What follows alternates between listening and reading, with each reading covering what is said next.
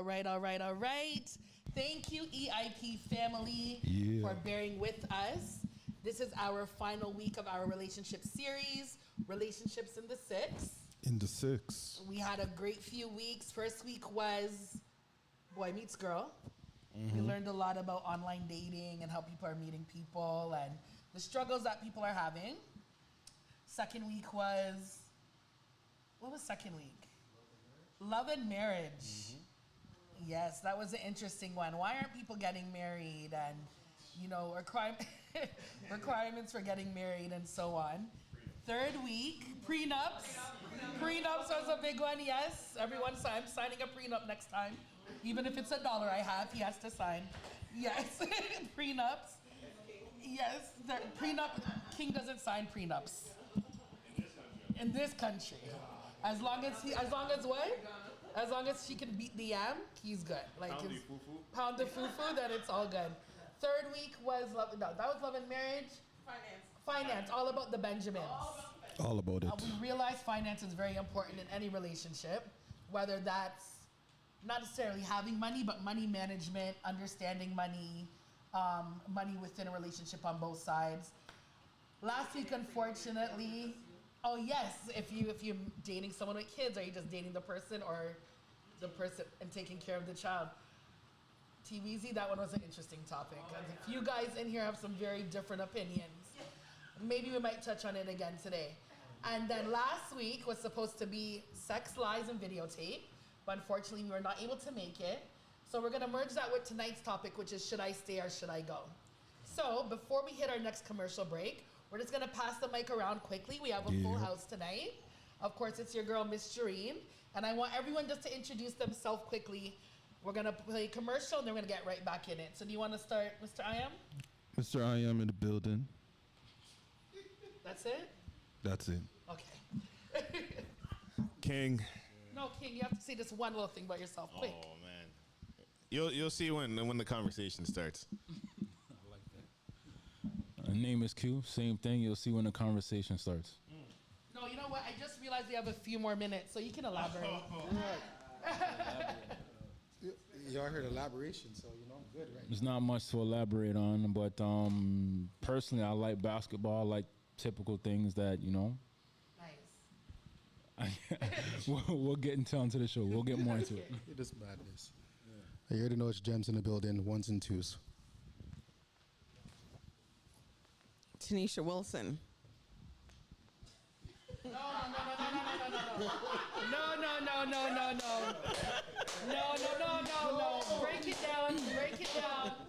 Break it down. That was clear. I am Tanisha Wilson, your resident beauty expert.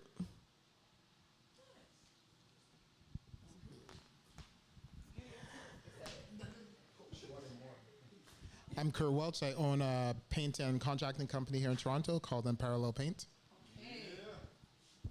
My name is Mike Truth, and I'm holding the mic so truth might come out. So that's what we're looking forward to.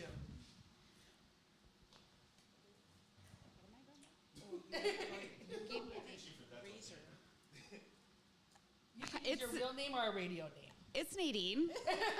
I'm just straight to the point. So, thanks for having me. All right, welcome, Nadine. I feel like I should have a radio voice. You should. So, my name's Tash, That's aka T Weezy. AKA T Weezy. Yes. Tash is my coworker. I'm Dreen's coworker. Yes. My name's Simi. I'm also a coworker and friend of Jareen's. Yes, thank you. Hi guys, my name's Anna. I was brought in by Simi and Jareen. Thank you very much. Thank you guys. Appreciate that. So like I said, it's our last week. For those of you who've been here the last few weeks, we still have a few more minutes, what is the one big takeaway that you've heard so far, or piece of information that you heard so far that will sit with you from this series? I know King's been here, Q, Gems, and Tanisha. Who would like to go first? Just quickly, what was the best part so far? The mic goes over here. Perhaps ladies first. Big takeaway.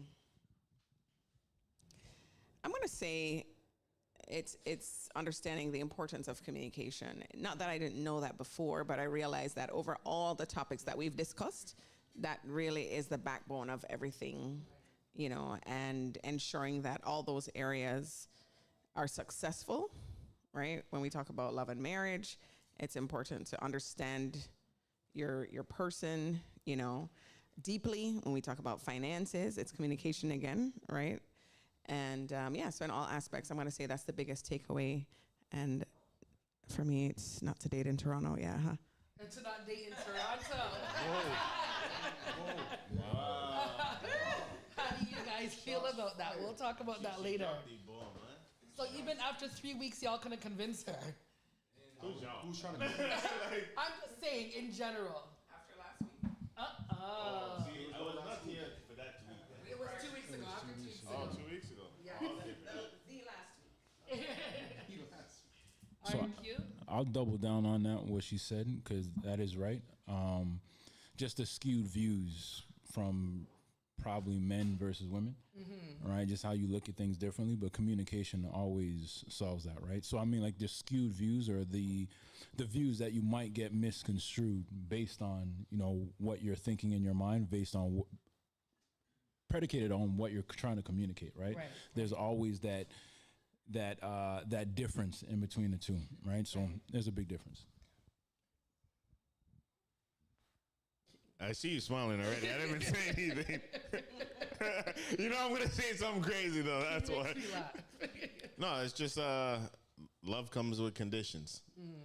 Like, it's sad, but it's true. How you feel? Yeah. It's reality. It's not how I feel. Love comes with condition? Right, it does. What part of the show is that? Did we say it? No, but that was the takeaway. You said what was the takeaway? Yeah. That's what you really. Ooh. That's interesting. It is. Give us an example. Yes, please. Yeah, I need to hear an example. I like to know. You agree too?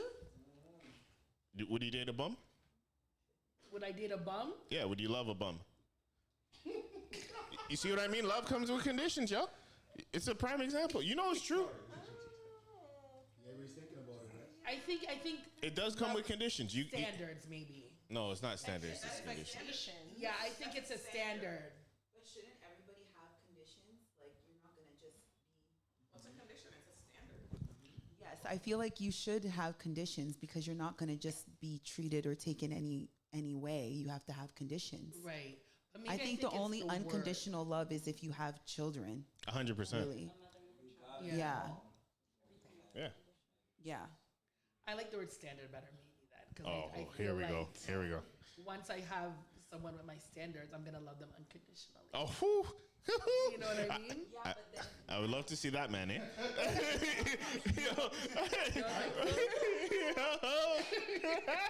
don't think so? No. Oh no, very interesting. It's the truth. Interesting. It's the truth. That's what I took away from it. Of course you can. Love someone unconditionally? I believe so. You're supposed to love them more than you love yourself. I agree.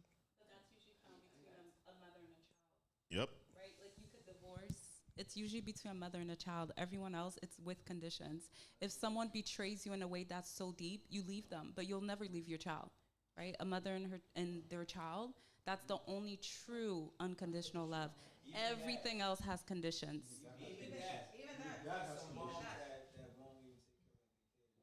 Well, that's the best. That's the closest. Unconditional, because you'll still go to their trial. You'll still go bail them out. You'll still do whatever. No, she you have right to for about your that. Child. But some African dads would be like, "Hey, you did this, so yeah, you need to pay the price."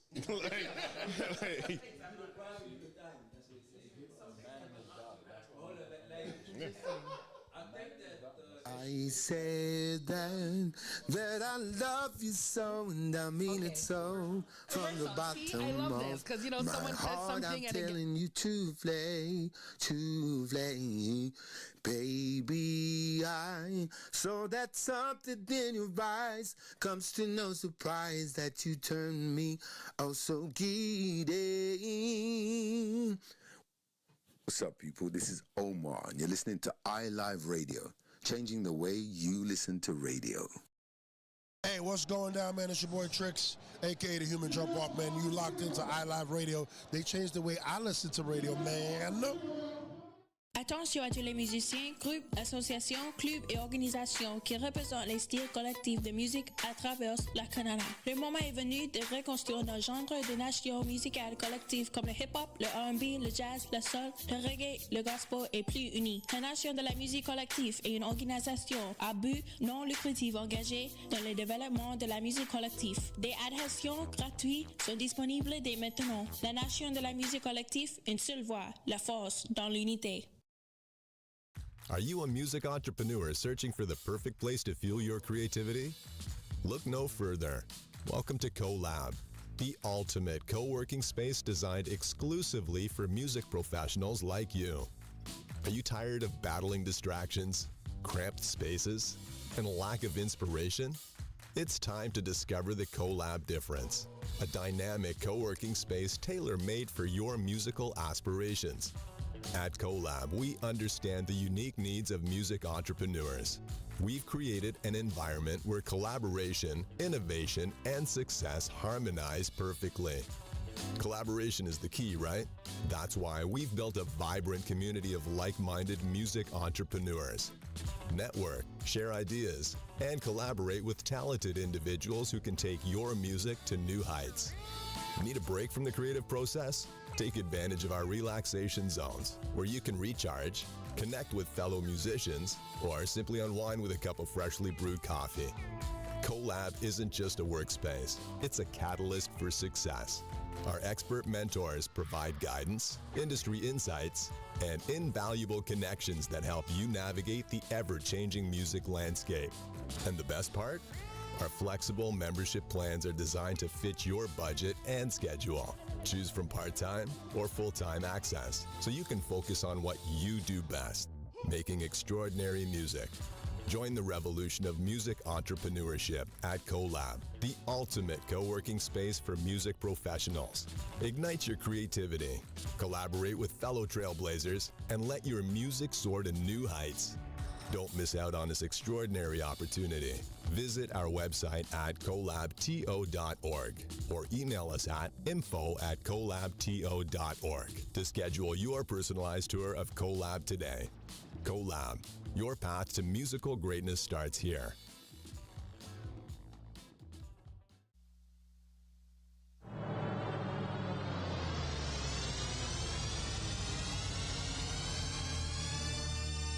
You're listening to iLive Radio, changing the way you listen to radio. iLive Radio.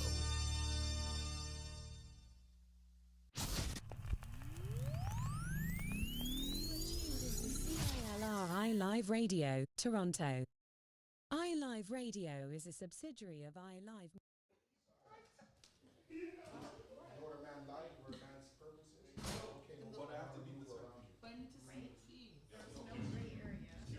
All right, we are back. Can you hear me? Mic check. I'm being heard?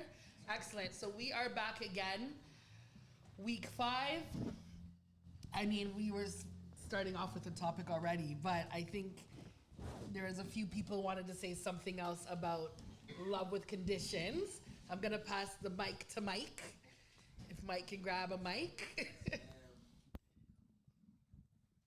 All right. So what I wanted to say is that I agree with brother man. Like, I think that love does come with conditions. The issue is that we try to dress it as if it doesn't. I think oftentimes growing up, like we were sold the idea of unconditional love. You know, as to there's been times where, like, for me as a man, you walk this journey where you realize that, nah, you know what, you actually do need capital to basically be able to sustain and venture and feel liberated in a relationship. But then you would meet on the other side a woman who say, no, it's not always about money. You know, love could work and blah, blah, blah. And as you grow, you tend to realize that when you do have capital, it helps. And when the money does go, oftentimes that's when, like, you know, things do shift because the emotional support or whatever is not there. So that's one of the conditions. And then also you get to, you know, see how people tend to react when times get hard. So I do agree 1,000% that love does come with conditions, and you know we could dress it up how we want to. I know sister said having standards, which is yes. Let's be honest. Yes, people quote unquote have standards, or they have whatever word that we choose to use. But there are the unconditional love, unless you're God or like your mom or grandma or whatever. That's where you might find unconditional stuff. But yes, I agree with what he was saying. Okay, so basically we're saying that there's no unconditional love between humans. It sounds that way. Unconditionally. And to accept or not. Yeah. So it's just interesting because I could love something and think it's unconditional. Mm-hmm. But then hearing this, it just sounds like maybe it's not possible to love someone unconditionally. It's just different. I'm thinking about it. I believe it can be unconditional. I really do. I believe that love can be unconditional because somebody does something to you, and as Anne had mentioned earlier, that you may leave them. I can leave you and still love you. I just love me too. It doesn't mean that I no longer love you as a person, right? Right. It just means that I love and I value myself to not subject myself to certain things. Right. Because I mean, there's people I'm sure that you may come across or know of that have left situations where they may very well have still loved the person, but it just wasn't good for them. Yeah, so it doesn't mean that you don't love them. Unconditional love doesn't mean that it should be sacrificial for you, right? And then there are times that you may go through King Ready for me, see man. Yeah, man. So there's times that there are people who are able to go through like the roughest storms with people and come out on top, right? But like what does that mean? If I stop loving you just like that because of an incident, even if it was wrong, even if you wronged me, if I just stop loving you, I never loved you. Yeah, love it's not a switch. It's not on and off like that. So what is your definition of love? I don't know that I have a definition. I think love is something that is so big, it is so broad. It's action. It's not just a feeling, right? I don't know that I'm going to say my definition of love is this, that, or the other. Because again, another example that Anne said is that, you love your kids, you're going to show up, you're going to bail them out. No, I'm not, right? Jesus! Unless they were defending themselves, but it doesn't mean I don't love them, right? So... You're doing that because you love them. Tough love? Yeah. Well, it's not necessarily tough love. It's better, right? So it's not necessarily like tough love. It's if you know what I mean. Okay, but in regards to a spouse, right? You're telling me love does not come with conditions. In your eyes. No, I'm saying that the unconditional love can exist, is what I said. Okay, but how though? What would that look like? Because we're all attracted to somebody for some type of reason. Woo. Oh, the Holy Ghost. The Holy Ghost is here, y'all. Praise the Lord. Yo, where's the offering basket? I just want to big up my friend Kurt there for a second. Yeah. Righteousness is in the building. Yeah. That was love right there. Yeah. Let me not bend too far forward to seeking. Continue. Yeah. Yeah, of course. But yeah, so I think his question was. I think what she's saying, and I agree with it, is that you can still love someone after they've done something to you. You know what I mean? You just don't subject yourself to that kind of treatment. Exactly. Am I wrong? Really? Yes, you can. Okay, Of course so you can. if somebody, I might get a little bit personal. Okay, go ahead. Get in there. So, do you still love your ex-husband even though you guys are no longer together? That's an extreme case. But it's unconditional love, though. And it's not for everybody, I guess, right? That's the point. It's like where does unconditional become where it's detrimental? Yeah. No, but So that is different because that's But that's what I'm saying. Love comes with conditions. Not in all cases. 'Cause if I it could- wasn't for that, and we broke up for another reason, Mhm. and he was a good man to me and my children, I would still love you. We're just not in love in that relationship, right? And I think that you're right. I think that what you call it, the more you get experienced in love, not just age, but right, the more you mature and experience with relationships and love. And I think that was a very good example that you gave. And you know what? I guess I do stand corrected in saying that the conditional aspect, relationships come with condition. Love could be everlasting, I guess. And so I do, I could see your point. But I think in order to get to the conditional aspect of it, it comes with experience, and most of the time experience comes with age. It's not always age, but just the experiences. And I do believe that, yes, the more a person is, experienced in love, that's when you actually get to allow the other person to grow through like their shortcomings and stuff. And, it doesn't affect you as much. So I don't know. I think nobody has it perfect yet. Or maybe some people do, but I know I don't. So it's like it's something where we're all. Well, I'm learning. Evolving, so yes, I'm evolving through that. So. Kurt, what about you? We haven't heard from you yet. Go ahead, brother.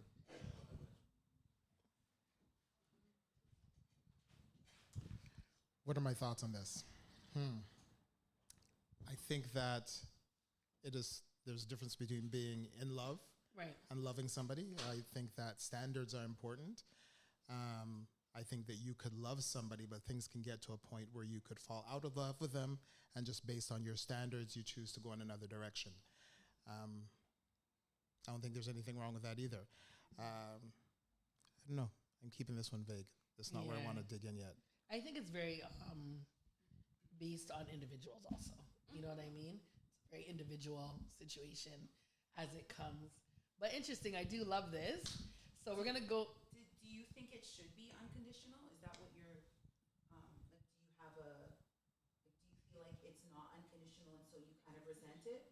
I mean, sorry, do you think it's conditional so you resent that? No, I don't resent love, but I know it does come with conditions. I'm saying, does that bother you that it comes with conditions? No, it doesn't bother me that it comes with conditions, but I think a lot of people fail to realize that it does come with conditions.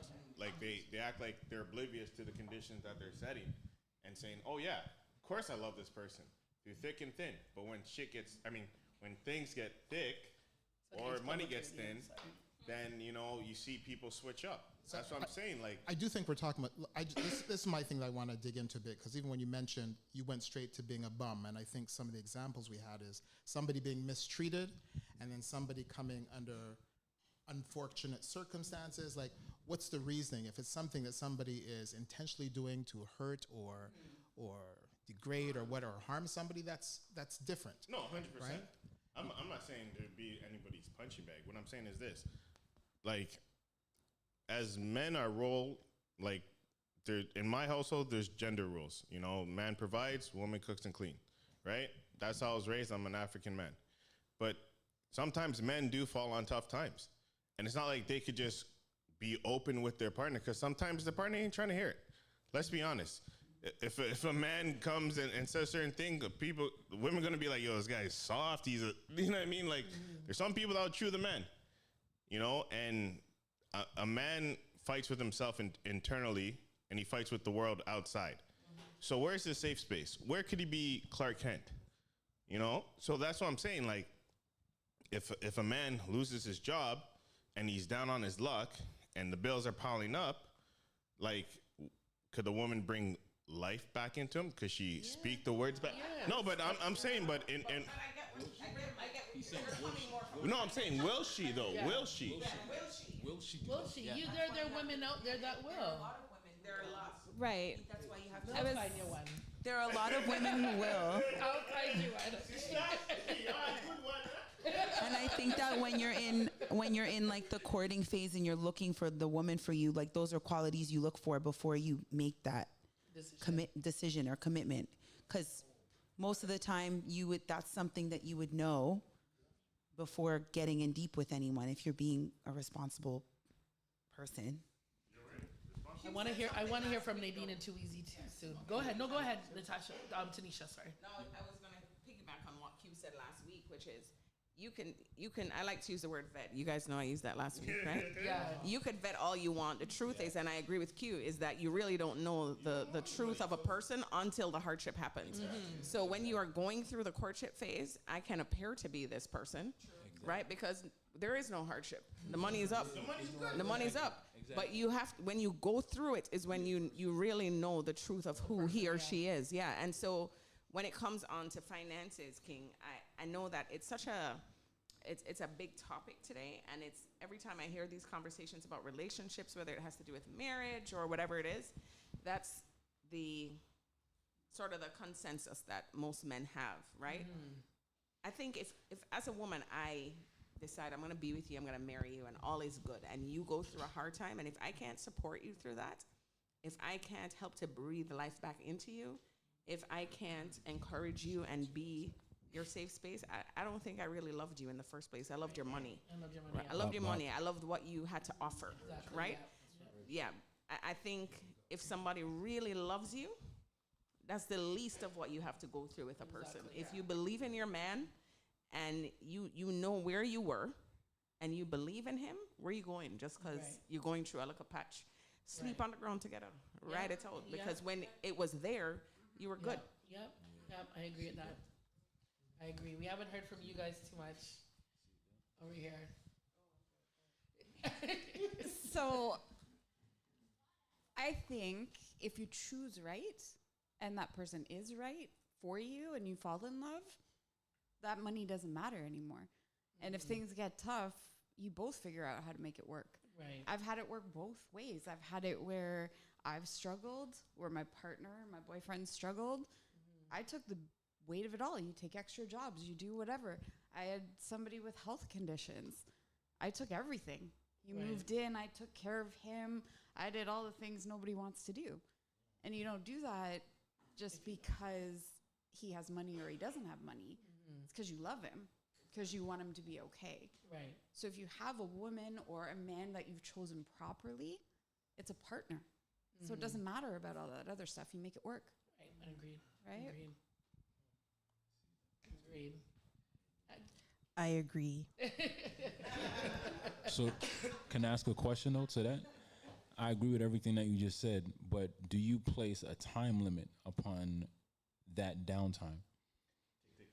So I think we went over that a couple weeks ago too. Is how long do we ride or die for? I think almost similar to that. Like how long do you? And I don't think there's necessarily a time limit if you see the person effort and trying. You know what I mean? As long as there's effort and trying, sometimes things take long. You know what I mean? And right now the job market in Canada is a shit show. You know what I'm saying? Not in Canada. Only in Ontario. Oh, in Ontario. Actually making money. Right now in Ontario, it's so I think it's as long as you see the person making an effort and trying their best is when it happens type of thing. Yes. Excellent. So we're gonna go right back into our actual topic for the night. So I'm gonna start it off like I did last week. So it was just a simple question I asked the week before last, and was how important is finances to everybody? And everyone kind of said, "Oh, not really," but we came to realize that it's very important. So I want to start by asking, how important? I'm trying to have a little decorum. It's very important. Wait, it's the second king. She hasn't even asked the question yet. How important is sex in a relationship to you guys? We can just go around the room. King. I'll let somebody else answer. I know it's very okay. Cute. Very important. We'll get to you. I agree with him. As a man, it's super important. You have to have that, right? On a scale of 1 to 10, how important is it? Okay. Wow. Yeah, it's okay. It's very important. On a scale of 1 to 10. On a scale of 1 to 10, it's 10. You have to have it. It's a must. What stage in your life you're talking about? Any stage right now. My stage right now, it's not That's what I'm saying. That so it all depends on what journey that you're on in your life. Are you in a relationship? No, But if you were to be in a relationship, I think if I was in a marriage or in a relationship, I probably wouldn't want it. I probably want to just please my woman, more or less, because when you do something for your woman, right? So that's just how I view it.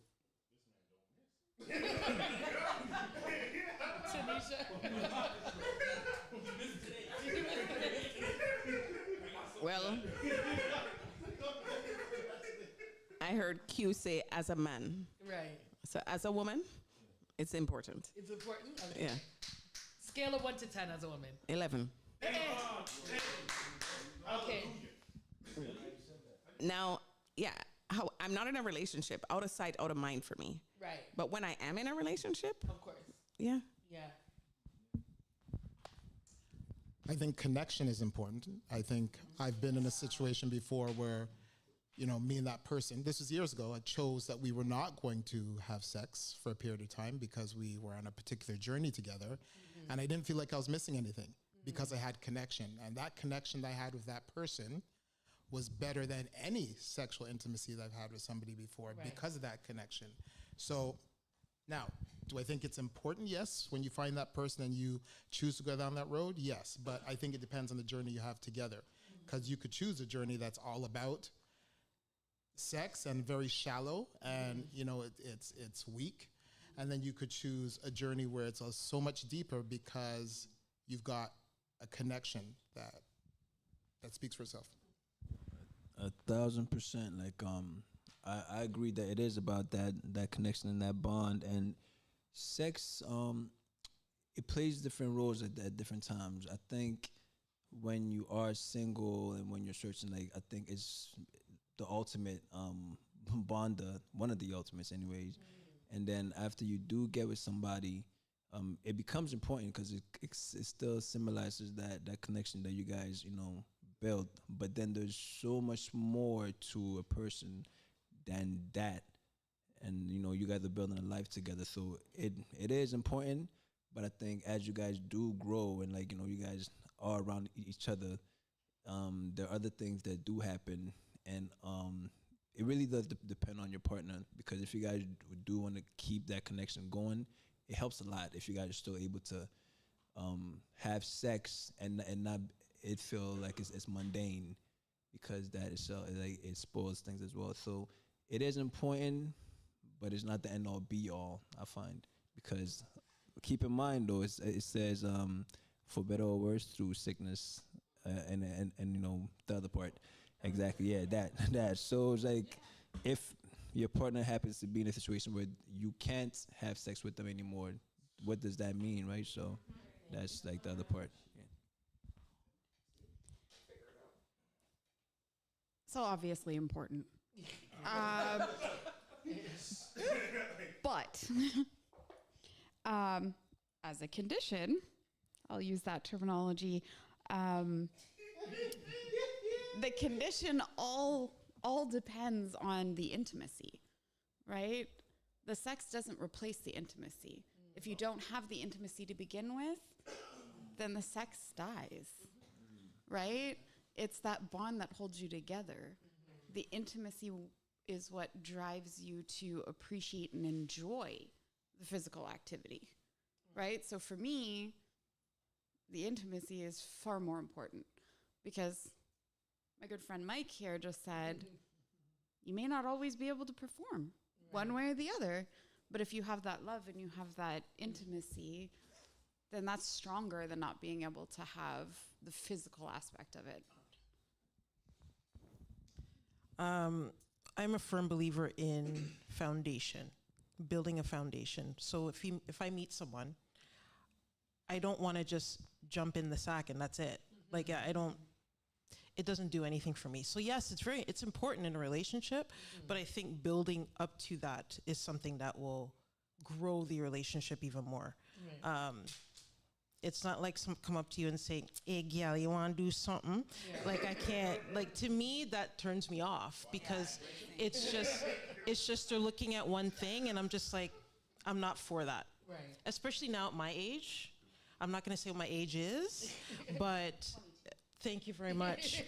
But it's just at a point now where I'm not looking for just that. Right. It's a part of the relationship, and I agree with Nadine with the intimacy part and being able to have that intimacy with someone, not just the sex part, but I think foundation and building that is important for me.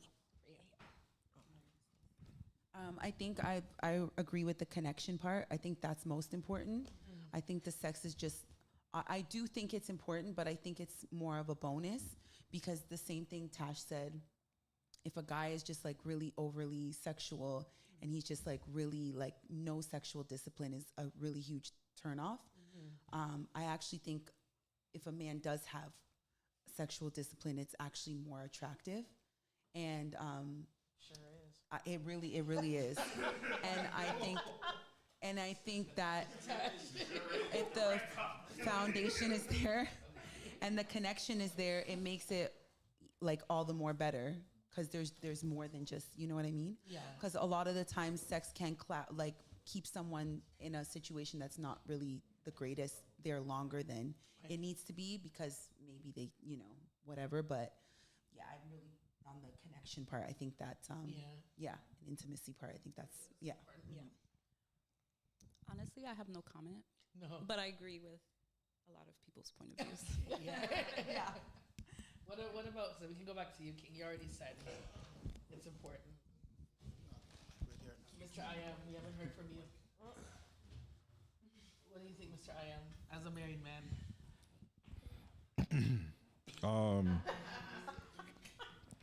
It's important, you know, but I mean, it's like you said and what you said, connection.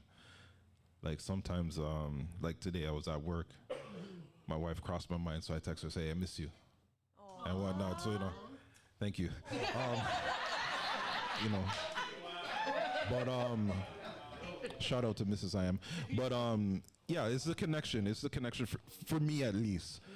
My wife's different. She's built differently, so I mean, I don't want to expose her business, but I mean, you know, she's very loving, right? But like I said, it's the connection for me. So if I could know she's okay, I'm good. I'm really good. I'm good. I'm good overall. And like, if I go home and see her, I'm at peace. So, yeah. Unconditional love, right? Wow. Yes, it's in. Talk true. It is important, right? But I believe for male or for myself, once you get older, that sex drive is just like not that high. Me personally, the only reason is because when you're a gallus at your younger age, honestly, when you're younger and you're just like, yo, you're on a rampage, and then you get older, you settle down, you're just like, yo, it's connection. That's the word. There's more connection, right? And then it's other stuff instead of just the sex, right? So like, it's actually the little stuff. So even when I'm saying my wife or someone just comes in to be like, hey, like, I made this beautiful dinner, I'm like, oh, I get excited. I'm like, yo, wicked. You know what I mean? Even though that's normal, but that's what gets me going.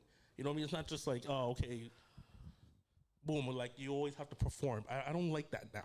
Because it seemed like everyone has to be like, okay, like the ladies or women have to like put on something sexy and da-da-da and trying to get, I'm just like, yo, be you. Like, I don't know. It's the simple stuff that kind of gets me where I'm just like, okay, yo, like, that's cool. But yeah, sex is important, but it's not.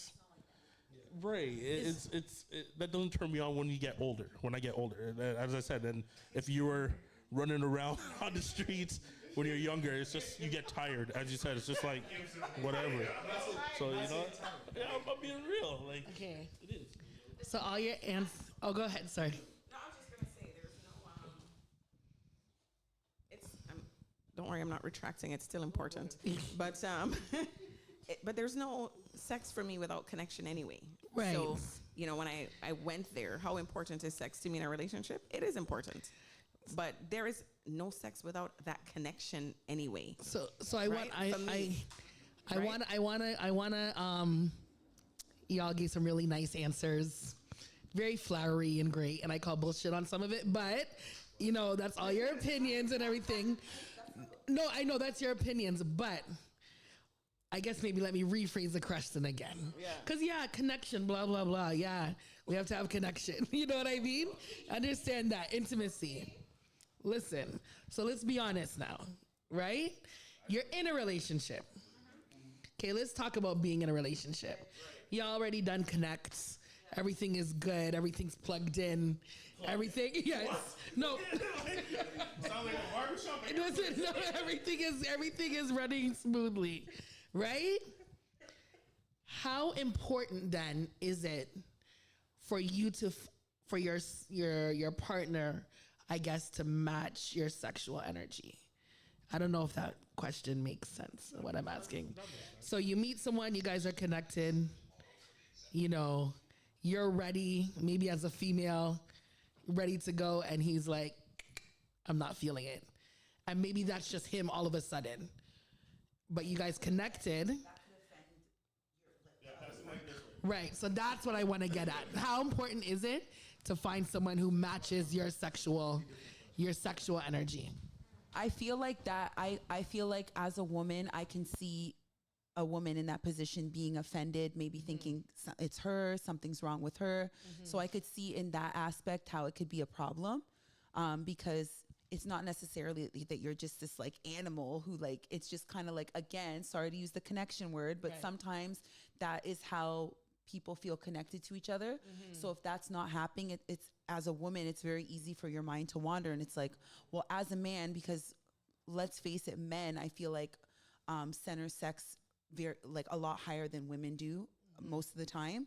And it's, again, it goes with the whole thing of men being able to kind of like sleep around way more easy than women can.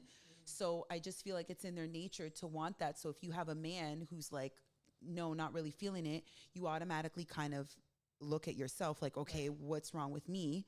And then that could kind of open a whole nother bag of worms. Right. So I think it is important to find someone who matches your... Yeah. Or like, obviously there's conversations that can be had where you're like, okay, what's going on? But then after a while, if it continues to happen, you can't help but feel like, oh, like maybe he's not attracted to me anymore. Maybe he's getting it somewhere else. Like there's so many other things. And then for a man, I would assume that it's very important. And if you're not getting it from your woman because maybe she's not feeling the best, eventually you're going to go look somewhere else. So I just feel like it is actually important. Yeah. Because then those things can happen. That's what I got. Sound like that. Yeah. Come. I understand exactly where you're coming from. I think that's where we was talking about communication takes into play, because hold on. It's on now? There you go. Okay. You made a great point in that situation. And I think that's where the communication part kicks in, because like I said, you're thinking something, or some women are thinking something, but not asking a question to the man like, well, if he's just not in the mood, he's just not in the mood, right? And it's not gonna drive a man to wanna go sleep with somebody else, or if she deprives him of that, because then now a man has to know himself, right? If a man thinks of lust, which is of flesh, then yeah, that's one connection, right? And that's what most men are. They're thinking of lust sometimes, but if you think deeper than that sometimes, you're not going to want to always think about that. So that's why I kind of somewhat disagree when I hear some statements saying, well, man needs sex or this. No, man need connection. Man needs just other things from that we need. So back to what the question is, go ahead. How important is it to find someone who matches your sexual energy? Whether it be you want sex once a year or you want, once a day. Can someone hit all the check mark and that check mark is not checked and it's a no-go for you? You want to answer me? You have the mic, Keith. You have the mic because you want to answer. No, that's that. I'm glad you called out the fluffiness, right? Because realistically, there was a lot of fluffy answers, right? There was though, and Tanisha brought it up where she said that like there is no sex without that connection, without all the prior steps that you got to go through in order to get there. But when you get there now, you get to that graduated phase where like this is your person, right? I feel, me personally, that when you get to that point, it's like you got to go all out every single time. You have to go all out, and you have to. I'm dead serious, man. I mean, you got to go all out. You have to be Michael Jordan in the bedroom. Seriously. There's no ifs, ands, or buts about that. Let's not misconstrue that, right? I'm not telling you got to kill yourself. Don't do that, right? Don't take drugs to go, and don't do that. Don't do that, right? But realistically, exactly. Keep it natural. Keep it natural. And black maca, you got to do those things. Trust me, right? Yeah. But you have to do that because in your house, as a man, you're the superhero, right? And if she doesn't match your sex drive, I haven't encountered a lot of women that have like an incredibly high sex drive, but she put the jacket. Yeah. For me, it's important for her to have a healthy sex drive, right? A healthy sex drive, just to keep that part of the relationship healthy on a whole, right? That's how you have to look at it. Like no fluffiness, man. It's important. So what would you do then if, because it seems like it's very important to you, you meet that person, and especially women, we go through certain phases in our lives, hormones, everything can change our sex drive. So it may have been like that in the beginning where it's like, you were Superman all the time. You know what I mean? And now she doesn't want to be Lois Lane. She's just kind of like, not today, not today. And it's maybe due to how she's feeling. What do you do then as a man? Well, you talk about that, right? You definitely have open conversations about that. And you try and figure it out. I don't know what the answer is to that, to tell you the truth. But I mean, like, I'm hoping that the open conversation and the fact that you are giving her space, giving her time, you're giving her the opportunity for both of you guys to self-correct so that you can get back to that point where all you are doing is enjoying each other because it's healthy, right? And you want to be at that point again, right? So, I mean, I don't want to say I'd give it a time frame, right? But I would definitely let her know that, like, this is our goal and this is where we're trying to get to. Here's the thing too, it's since you asked that question, more so women than men, especially as they approach menopause and so forth, they do experience a period within which they have no drive. There's nothing that you can do. It has nothing to do with a lack of connection, lack of love. They just literally have no drive. It's symptomatic of the stage that they're at in their life. And even if they were to give in and say, okay, I'll try to appease you, it's dry like chips. Yeah. So and no, it's a real thing. And so you wonder, like, what, because you may start out well. You may start out where you have a great connection and, you may start out where you guys are super active and so forth. And then they hit this, right? So then what do you do? That's right. That's a good question. What do you do when they go through that? Because it's not even a thing where you can help them mentally. It's a phase in their life that they got to go through. Yeah. It's physically. And What it's do you real. guys do? What do you do? What do you guys do? And you just don't know when she'll be okay. Some women, when they experience give birth, they sometimes feel like that. Right? So I like the communication part. I do feel like some men who, I'm just assuming, not a man, are more just assuming easily to step out during those times. It happens a lot. Oh, gosh. Thank you. It happens a lot. I like having ladies in the house. Absolutely not. What? Would you give a man the pass? Like, I'll give you a pass. But you know what though? I I'm dry for like a year. Go ahead. That's what I'm trying to figure out. What type of connection we're talking about, because we're talking about the sex drive, and we're talking about, yeah, you know, I need to get this, and she gotta match my sex drive. And you brought up a very good point in one aspect, saying, well, what if I don't feel like having sex anymore? I'm going through something. And you said what you stated, right? Then what type of connection is that? Because the connections that I'm hearing right now is more of the physical connection in the beginning stage. It's like, yeah, you're enjoying each other, and then is that all we're talking about? I thought we were going deeper in the. No, we're not. Oh, okay. That's why I said it has nothing to do with the connection. Okay. So it's not like you're not connected. Just physical. So physical lust. It's physical right now. Yes. Okay. Some people are Right. physical in this room. Okay, my bad. Sorry, my bad. My bad. Well, I think that literally, like, it brings us to that point that we spoke about, the importance of that, right?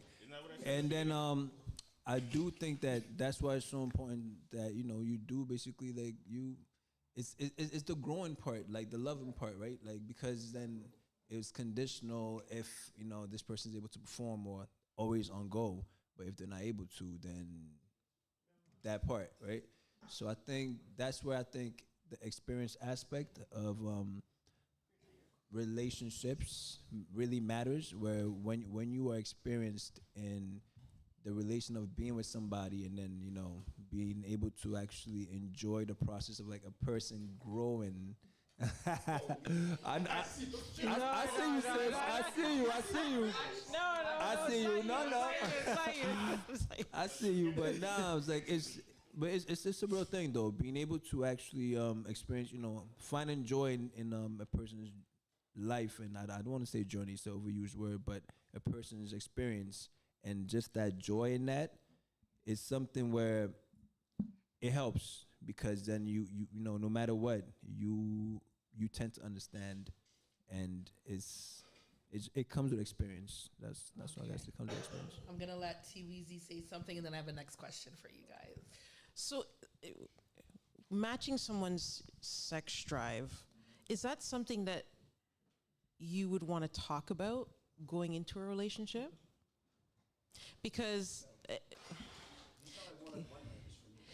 that's what I mean. Like, if I'm talking to someone, like, that's what I mean. Like, I'm just bringing it up because you don't know until you get to know that person and you're in the relationship, and then all of a sudden you find out, damn, 3 times a day, but you may not have the same 3 times a day. Right. So, like, how do you navigate that? Because to me, I'm just like, if we're together, we're going to work this out. And if we feel like this is going to be something that we want to see through, is that all it's going to be? Like, well, it should be part of your introduction. Hi, I'm 3 times a day.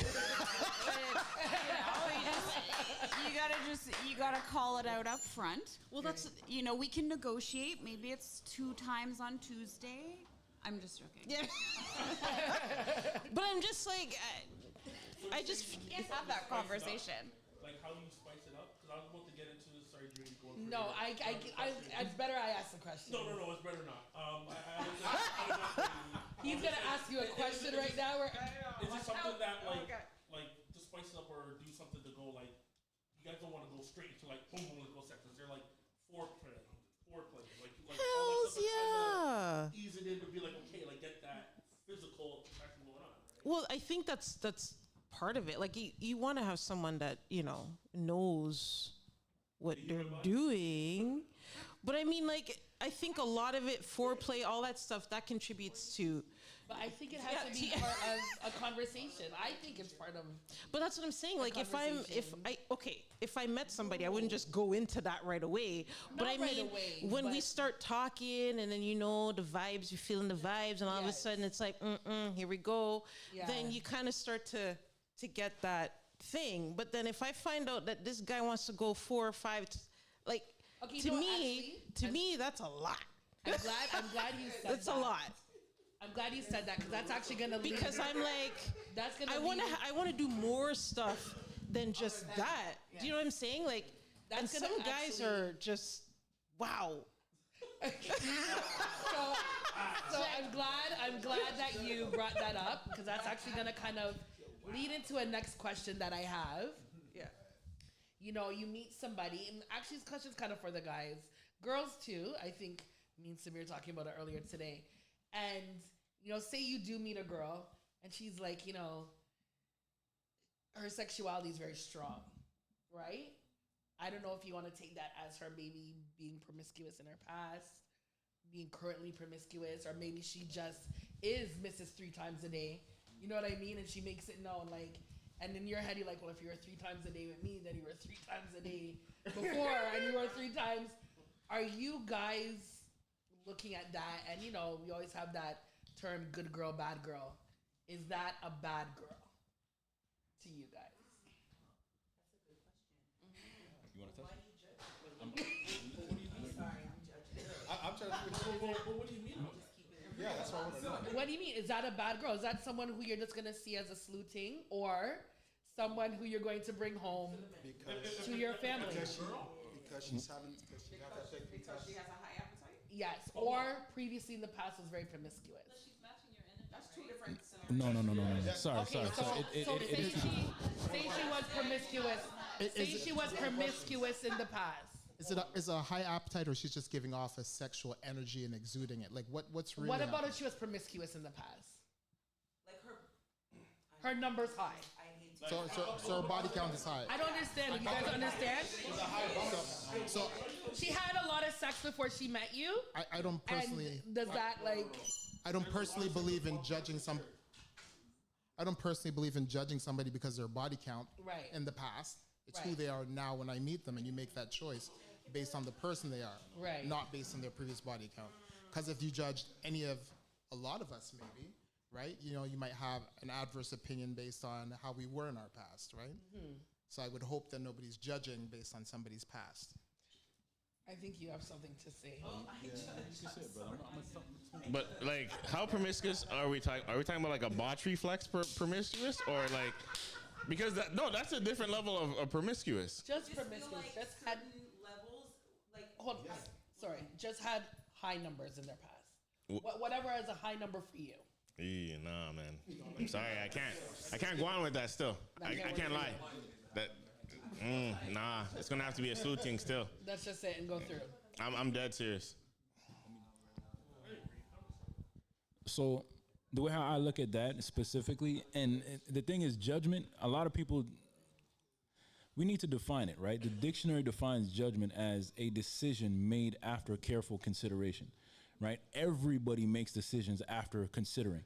So after you consider the fact that this girl told you that she is promiscuous, then automatically you think, does she have a problem with making decisions, right? Is she making the wrong decisions to open her legs with the wrong people? You have to take that into consideration, right? I don't think that's judgment. I think that's you making a good decision, right? Whether you're gonna go into that woman after she decided, maybe incorrectly, to open her legs for the wrong people. So yes, if you're saying I'm going to judge, I have to judge, right? Okay, because it's my safety on the line as well, right? Okay, wait. So hold on a second. So, okay, the question was for the men. For us being... Us too. Each, what are your perspectives? Because why does it look negative? Why is it a negative when a woman is considered promiscuous, but men... It's not a negative. It's not considered negative. For men, it's not considered negative. Mm-hmm. No. Why is that, though? Because a master key opens many locks. Because why should... So wait, hold on, what? Wait. No, but I'm dead serious.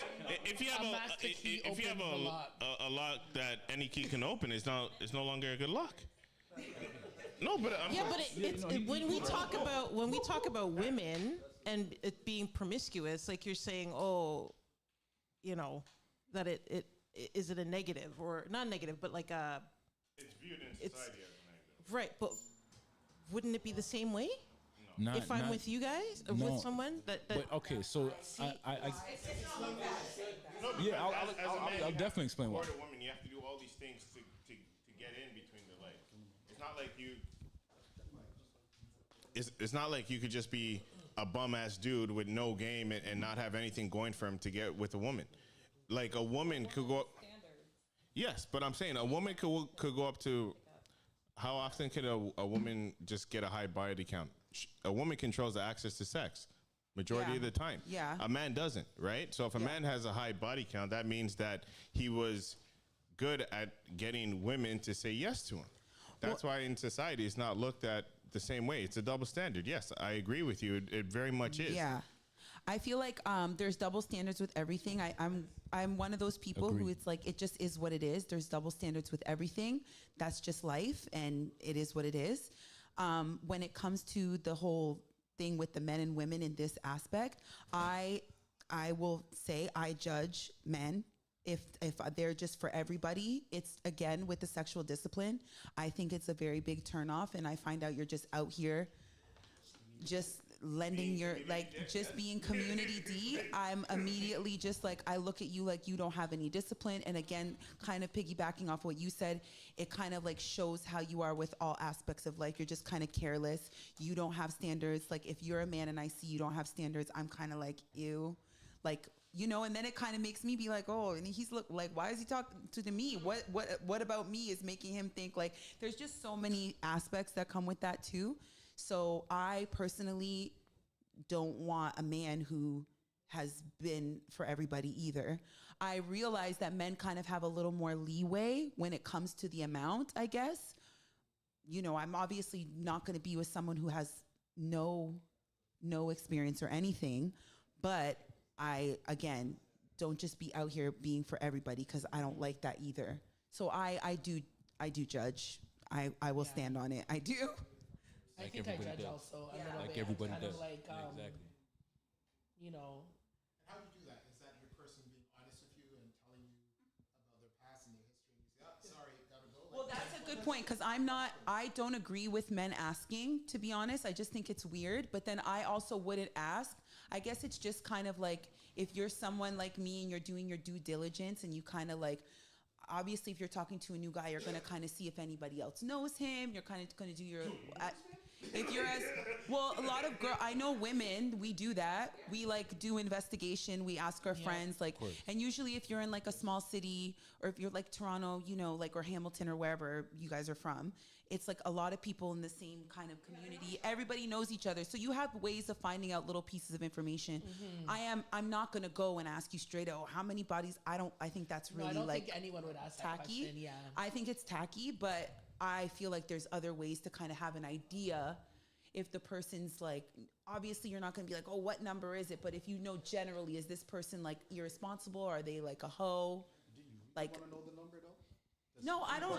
No, I just want to know if you're a hoe or not. Like, that's all. When you show a picture to a girl will be like, oh no. He was like that in his 20s, and he's now 45. Yeah, I feel like there's so many. Yeah, that's true. Yeah, especially men, right? And I Yeah, know that's true. I'm going to hop on that double standard, right? Which sucks, but especially men, because it is what it is, as you said, right? Yeah. They get away with it. But they grow. Men, they do it in their 20s, in their teens. They're here, there, and everywhere, right? But he's now 40, 45, 50, right? He's been through, well, yeah. Trust me.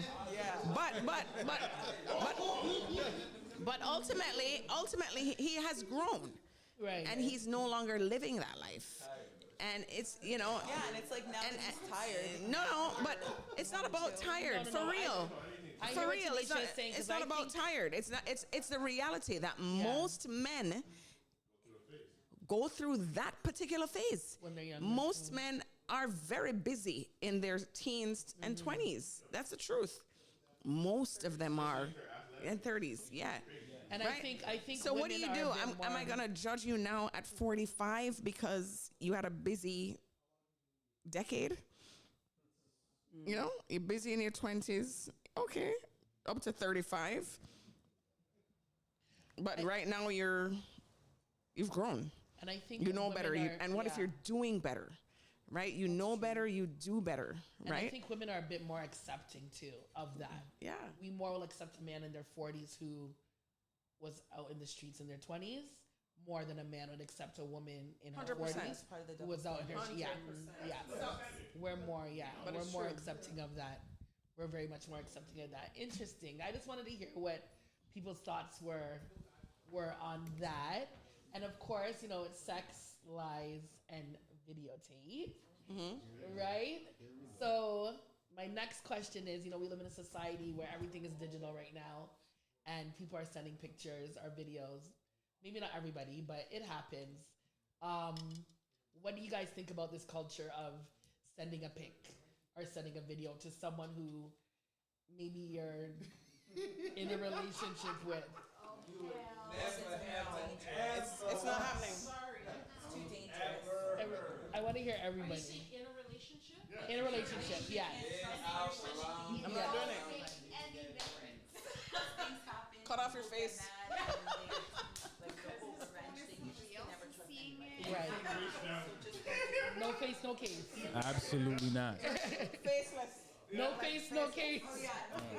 It wasn't me. Nah, absolutely But not. I know that moral. You can never. Yeah, exactly. You can never do that. Never. What do you think, Q? So I think that's a very, very irresponsible move, man. That's something that probably like a 18 or a 19-year-old could be convinced or persuaded You into would doing. think it's not just, it's adults, it's people in their. But why do you need it? Why do you need it if you're together? Say you're working you're doing like a job where you have to fly in every 2 weeks, and you're like, yo, show me some skin or something. You know what I mean? Like you're out there in the woodworks working in like Alberta, Fort Bath. You're telling me you call your girl up and you're like, yo, show me. You know what I mean? No, come ready. Yo, man, I can't get. You know what? No. But you see, the thing is, he does have a point. But the reality behind that is what could potentially happen when you guys break off. If you guys do break off, I'm thinking that far ahead, right? So, like that to me is 100% crazy. No. People that spiteful that'll put you on Pornhub or something? Like, You think you know someone, and then that's true too. These people would save. Yeah, but these people would save these pictures and then try and possibly use it against you at some point and probably blackmail you. So nah, I'm not doing that. Exactly, right? I agree with you. You know what I'm saying? Like, I've been married and we used to do things, but you know what I'm saying? But I mean, like, you never know, because sometimes someone else could get into your phone and then press a button. You know what I'm saying? Yeah. So you don't show your face. Because at first, I used to get on my wife about it. Say, yo, you know, I'm all the way up in the north. You know, what you doing? Like, show me. Like, you know what I'm saying? And then after a while, she gave me a conversation. She says, yo, boss, I have no problem sending you a pic, but I don't trust in that. And I said, all right. And we talked about it, and we were like, all right, you know what? I'll see you when I see you then. You know what I'm saying? So. Yeah. Makes sense, man. What do you ladies think? I know you guys said your piece already. No for you. Tanisha, what about for you? I have seen some problems. Okay. I've heard some stories. I've witnessed it with my friends. Mothers get into people's phones and the first picture pop up, and then next thing you know, there's a big drama. You never know what happens with phones. Right. You could lose it. Then you're all over the internet. His mom sees it. Like, there's so many things that could happen, and it can be devastating. Like, absolutely devastating. I've seen people break up over it because the mom hates that girl now because she thinks worse of that girl. I've seen, like, people be no longer engaged because of stuff like that. Like, whew, it's too risky for me. It's not always about. I always tell them, I say, go look on IG. There's a lot of pics. Go check my Facebook. Right. It's not just about someone seeking revenge. Our phones are not private. Period. You can just be randomly charging your phone somewhere, and now your iCloud is uploaded. So it's not just about your partner not having trust in them. I just don't have trust in phones. Period. Because How you you doing? just What's never good? know. Listen, Ketchy It the could be a Lyrical, complete sitting in my zone mistake. here, vibing and listening to iLive. not always If you don't know, get to know. And if you do I know, just you don't can't know. trust. And if you know, then relax. Are you a music entrepreneur searching for the perfect place to fuel your creativity? Look no further. Welcome to CoLab, the ultimate co-working space designed exclusively for music professionals like you. Are you tired of battling distractions, cramped spaces, and lack of inspiration? It's time to discover the CoLab difference, a dynamic co-working space tailor-made for your musical aspirations. At CoLab, we understand the unique needs of music entrepreneurs. We've created an environment where collaboration, innovation, and success harmonize perfectly. Collaboration is the key, right? That's why we've built a vibrant community of like-minded music entrepreneurs. Network, share ideas, and collaborate with talented individuals who can take your music to new heights. Need a break from the creative process? Take advantage of our relaxation zones, where you can recharge, connect with fellow musicians, or simply unwind with a cup of freshly brewed coffee. CoLab isn't just a workspace, it's a catalyst for success. Our expert mentors provide guidance, industry insights, and invaluable connections that help you navigate the ever-changing music landscape. And the best part? Our flexible membership plans are designed to fit your budget and schedule. Choose from part-time or full-time access, so you can focus on what you do best, making extraordinary music. Join the revolution of music entrepreneurship at CoLab, the ultimate co-working space for music professionals.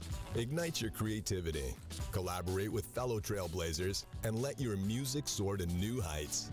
Don't miss out on this extraordinary opportunity. Visit our website at collabto.org or email us at info@collabto.org to schedule your personalized tour of CoLab today. CoLab, your path to musical greatness starts here. Attention all musicians, bands, associations, clubs, and organizations that represent collective styles of music across Canada. Now is the time to rebuild our collective music nation genres like hip-hop, R&B, jazz, soul, reggae, gospel, and more united. The Collective Music Nation is a non-profit organization committed to the development of collective music. Free memberships are available now. The Collective Music Nation, one voice, strength, Smith, and and unity. you're listening to iLive Radio, changing the way you listen to radio.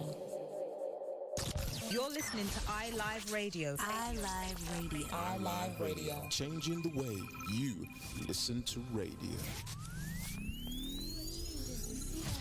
iLive Radio, Toronto. iLive Radio is a subsidiary of iLive. Peace, everybody. Just a promo for starting next week, Thursday, 10 o'clock to 12, we have Soul Good. My name is Kareem Lambie, and we also have Ezra Clark, the architect. DJ Spinner, otherwise known as Kwaku. Soul Good. Remember, Thursday evenings, 10 to 12. Peace.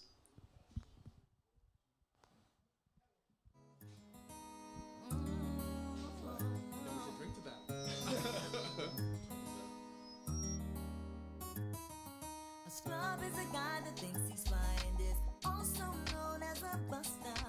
Always talking about what he wants and just sits on his broke ass. So, no, I don't want your number, no. I don't wanna give you mine, and no, I don't wanna meet you nowhere, no. Don't want none of your time, and no, I don't want no scrub. A scrub is a guy that can't get no love from me. Hanging on the passenger side of his best friend's ride, trying to holler at me. I don't want no scrub. A scrub is a guy that can't get no love from me. Hanging out the passenger side of his best friend's ride.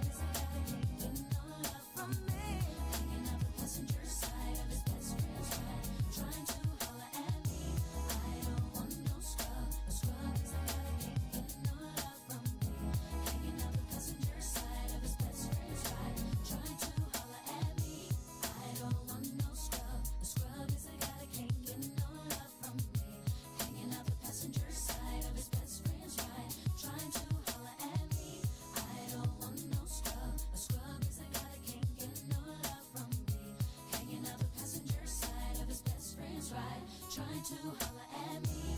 I don't want no scrub. A scrub is a guy that can't get no love from me. Hanging out the passenger side of his best friend's ride. Trying to holler at me.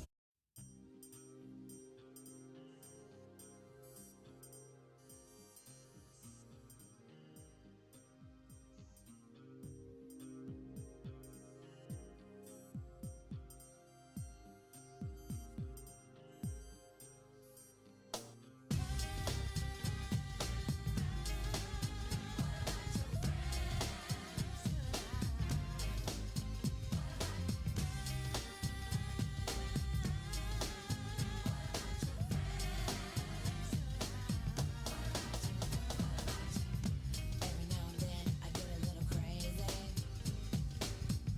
That's not the way it's supposed to be. Sometimes my vision is a little hazy. I can't tell who I should trust or just who I let trust me. Yeah. People try to say I act a little funny, but that's just a figure of speech to me. They tell me I changed because I got money. But if you were there before, then you're still down with me. What about your friends? Will they stand their ground? Will they let you down again? What about your friends? Are they gonna be low down? Will they ever be around? Or will they try to listen to me? Or can it be I am a little too friendly, so to speak? Hypothetically say, I supply creativity to what others mistake as a form of self-hate, only to make an enemy, which results in unfortunate destiny. They throw me out and be next to me just 'cause I am what some choose to envy. Every now and then I get a little easy. I let a lot of people depend on me. I never thought they would ever deceive me. Don't you know when times got rough, I was standing on my own. I'll never let another get that close to me. You see, I've grown a lot smarter now. Sometimes you have to choose and then you'll see. If your friend is true, they'll be there with you through the thick and thin. What about your friends? Will they stand their ground? Will they let you down again? What about your friends? Are they gonna be low down? Be around? Or will they what about your friends? What about your friends? Stand their ground? Let you down Yes. Ladies and gentlemen, we're back. All right, we're back. We're back. Yeah. We're back. So, Gems, we're back. So I just wanted to ask you guys a question. I just want to know if someone was to cheat. So, you know, it's sex, lies, and Videotapes, yeah, sorry. So we're going to talk about a bit of a lie now. Okay, so you're in your relationship, your significant other cheats. Is that a deal breaker for you? Automatic deal breaker. Interesting. Why is that? Why is that?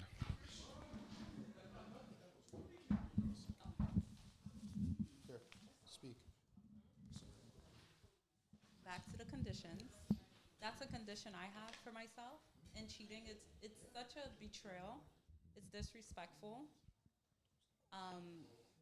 Just inconsiderate, and it's just immediate. We have to depart because the trust is broken, and I just don't think I'll be able to repair it and just forgive and forget. Resentment will start building up also, and it's just not something that's a deal breaker for me. Interesting. Yeah, I agree with that, especially if you said that clearly as one of your boundaries in the beginning, when you had the discussion upon when you agreed that you are going together, and you go outside of that to break that boundary, over that boundary, And just one more thing. Cheating is not something that just happens like this. It's not like you just push something. You're texting, you're talking, you take a shower, you get dressed, you get in your car, you drive to her place. There's so many steps to it And it's just, I just cannot get over the disrespect. There was literally 50 steps that led you here, and you continue. There's no way you love and respect me. There's just no way. Just a question. How about emotional cheating? Let's say somebody having a work husband or work wife. Is that still classic? Let's say you see something on your husband's phone and he's a friend of work, right? They haven't done anything physical, but there's definitely an emotional connection. How do you feel about that? I don't mind a in the office playful thing, but phone is a bit much. There's no reason, to be texting each other or to see each other outside of work. Emotional component. I actually think the emotional. I think for women, it's more like no. For women, like for a man, for a husband. Sorry, for a woman, I feel like the emotional aspect is more.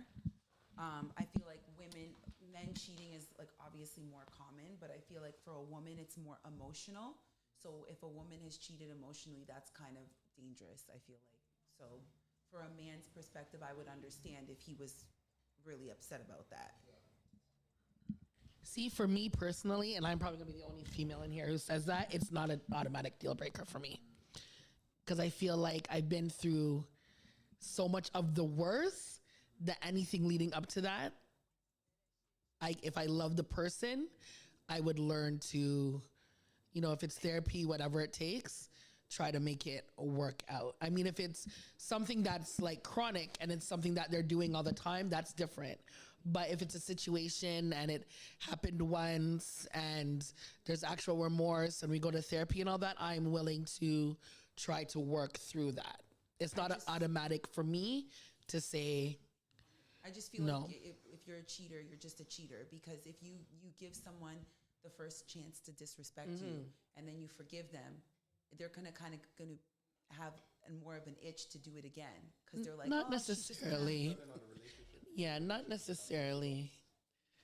I guess. I just feel like me at this point, where the way I look at things, I just feel like if you're a cheater, I get people make mistakes. I understand that, like one-off times. But I just feel like for men, you just give them more wiggle room to disrespect you if you know what I mean. The only time I feel like they'll truly learn is when there's an actual consequence of losing you, and then maybe for the next woman they'll be better. But unfortunately, I just feel like with you, it's done. That's how. You just said earlier you'll go through therapy and you'll try to work it out, but look how much time of your life you're the one making the adjustments to get through this, right? He has to just go on, right? He did his act. I mean, we'd go to therapy together, right? It's not just me going to therapy. Well, I have things to do, so and I can't be stuck in therapy, and I'm well, I guess that's why I said for me. Yeah, that's true. Yeah, for me. It's just a lot of work. Yeah, I would just, for me, if it's a good situation, it's a good relationship, and this happened, it's the first time I'm not saying again, like it's, I'm in therapy every 3 months because of him. I'm not saying that. I'm saying the first time this happened, we have a family, we have, our money is together, everything is right. I'm not saying I'm not going to be hurt. I'm not saying we're not going to go through the pains, right? We're definitely going to go through that, but I'm willing to try to make it work at least one time. And then after that, it's... Another question, does it matter what kind of cheat? Like if it's he's on a boys trip drunk and he like sleeps with a stripper, or if it's like with a best friend of yours, does that matter? Well, obviously if it's a best friend of mine, then everybody's dying. Everybody's getting it. Yeah, like pardon? No, because with the best friend is different. That's different. That's your friend. The both of them are dead to me. Okay, so Okay, so cheating has conditions for you. There's levels. Yeah, I guess so. Cheating would have a condition for me. Yeah, so like if it's my best friend, then if it's with a stranger you don't know, everyone doesn't. Because I feel that also the more like if it's something that everyone knows, a lot of women they base their decision on that. But if it's something you found out and you could keep it to yourself, it's easier to move on with it. But if it's like all over, you can't deny it. And you know why? It's because you're now worried about what people are saying about you as a female. Right. Oh my God, she stayed. Your mom stayed. You know what I mean? Your grandmama stayed. Your auntie stayed. Right. All these other people stayed that we just never knew about, right? So I think maybe I'm a bit more less to judge if a woman stays, because that's their choice and they're willing to work it out, right? And hopefully, kudos to them, it does work. So yeah, that's just my opinion for me. Yeah. What do you guys think? I wouldn't judge another woman's decision. I just feel like, she has her reasons, but like, I don't want to hear you keep coming to complain to me about that same thing. Yes. If you're just going to stay and cry about it. Right. Like, okay, the first 1-2 times, I'm your friend, like, I'm here for you. Right. I'm not going to judge you. We can I'll be supportive.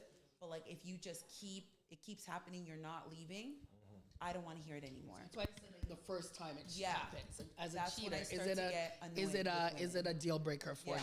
Yeah. So I guess it's a deal breaker for everyone. I think sometimes it can be worked out. Right. I really do, because we're all human, you know, and people make mistakes. It's I think it would be important to kind of understand how it came about. Right. We're so quick to just say I'm done, but how did it come about, right? And I know men are not as lenient with their women stepping out. Women are more so, right? Yeah, but how did it come about? Is it a deal breaker? It may or it may not be.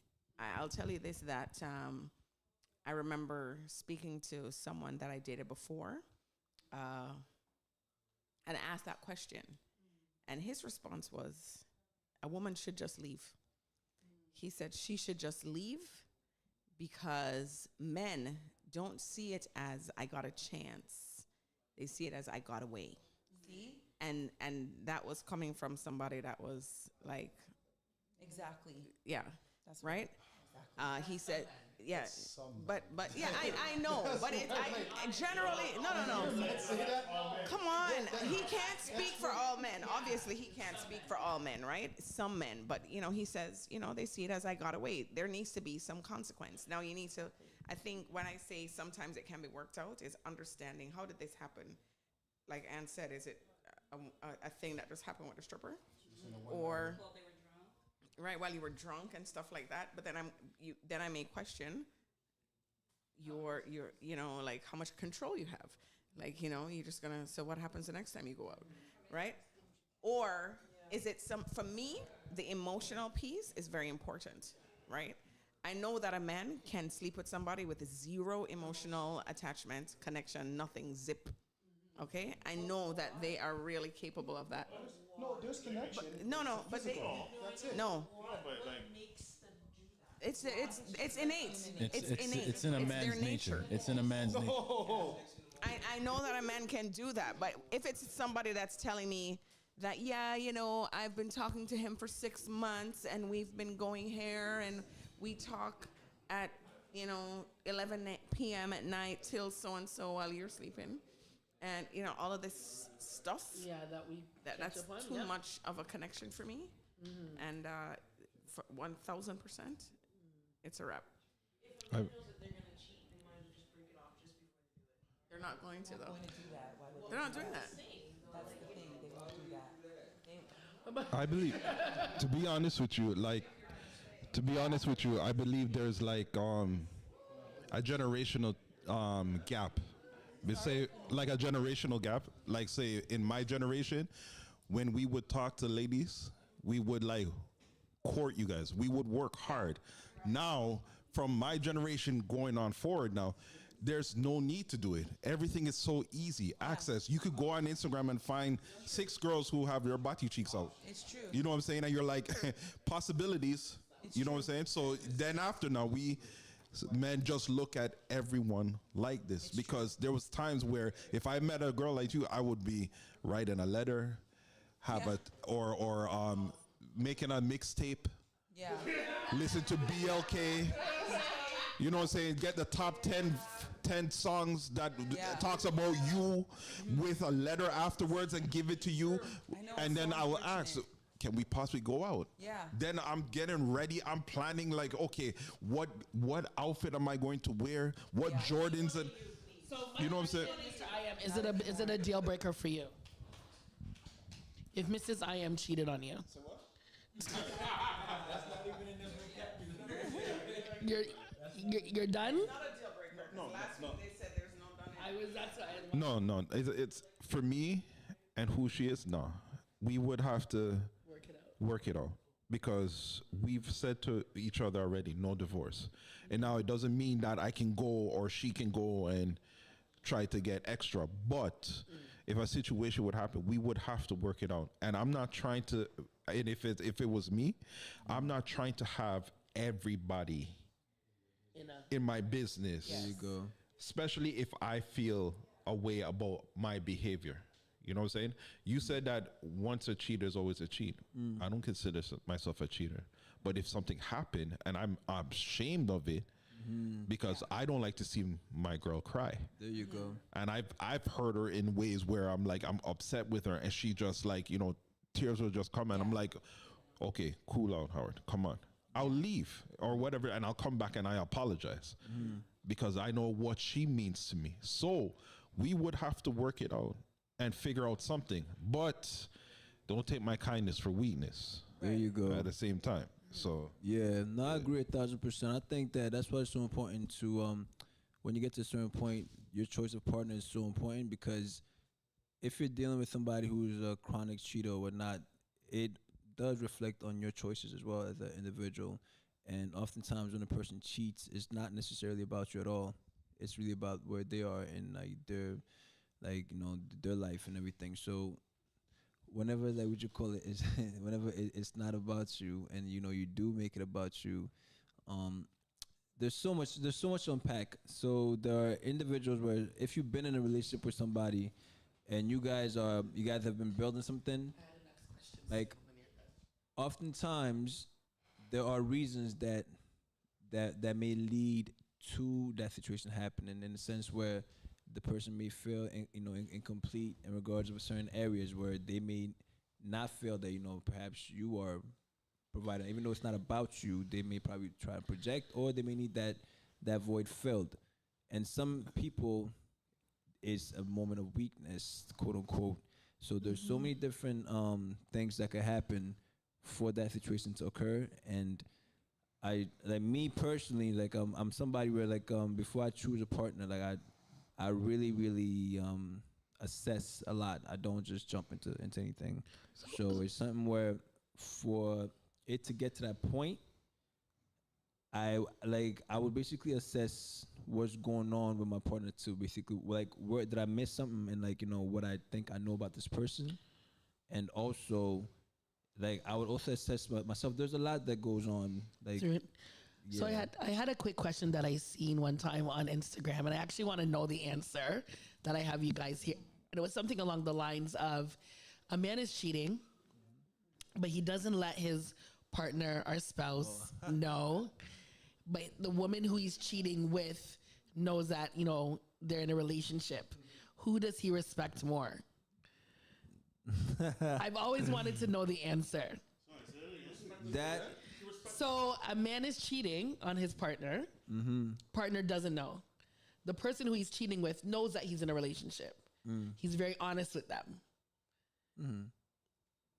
Who does he respect more? The person he's lying to or the one he's honest with? Since I got the mic, can I jump on this real quick? Yes.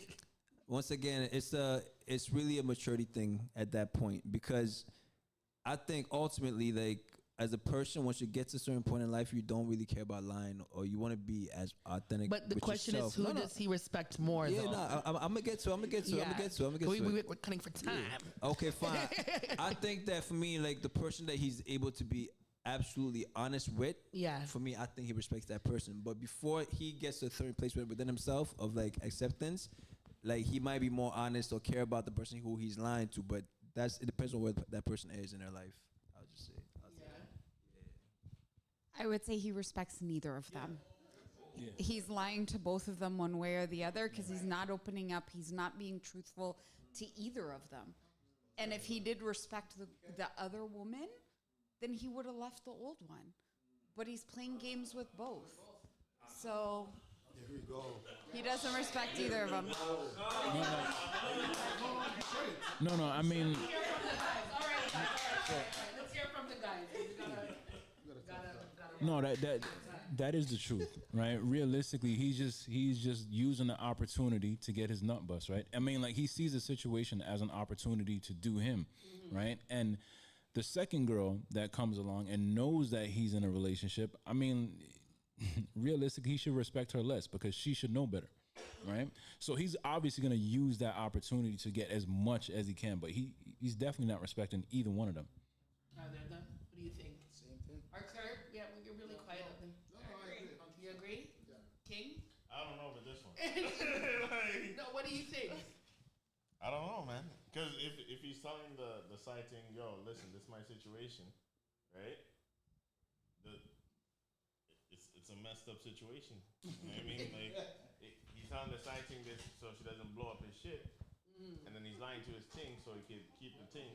You know what I mean? So It sounds like an opportunist to me. He's doing a good job. Yeah. you know what I mean? No respect.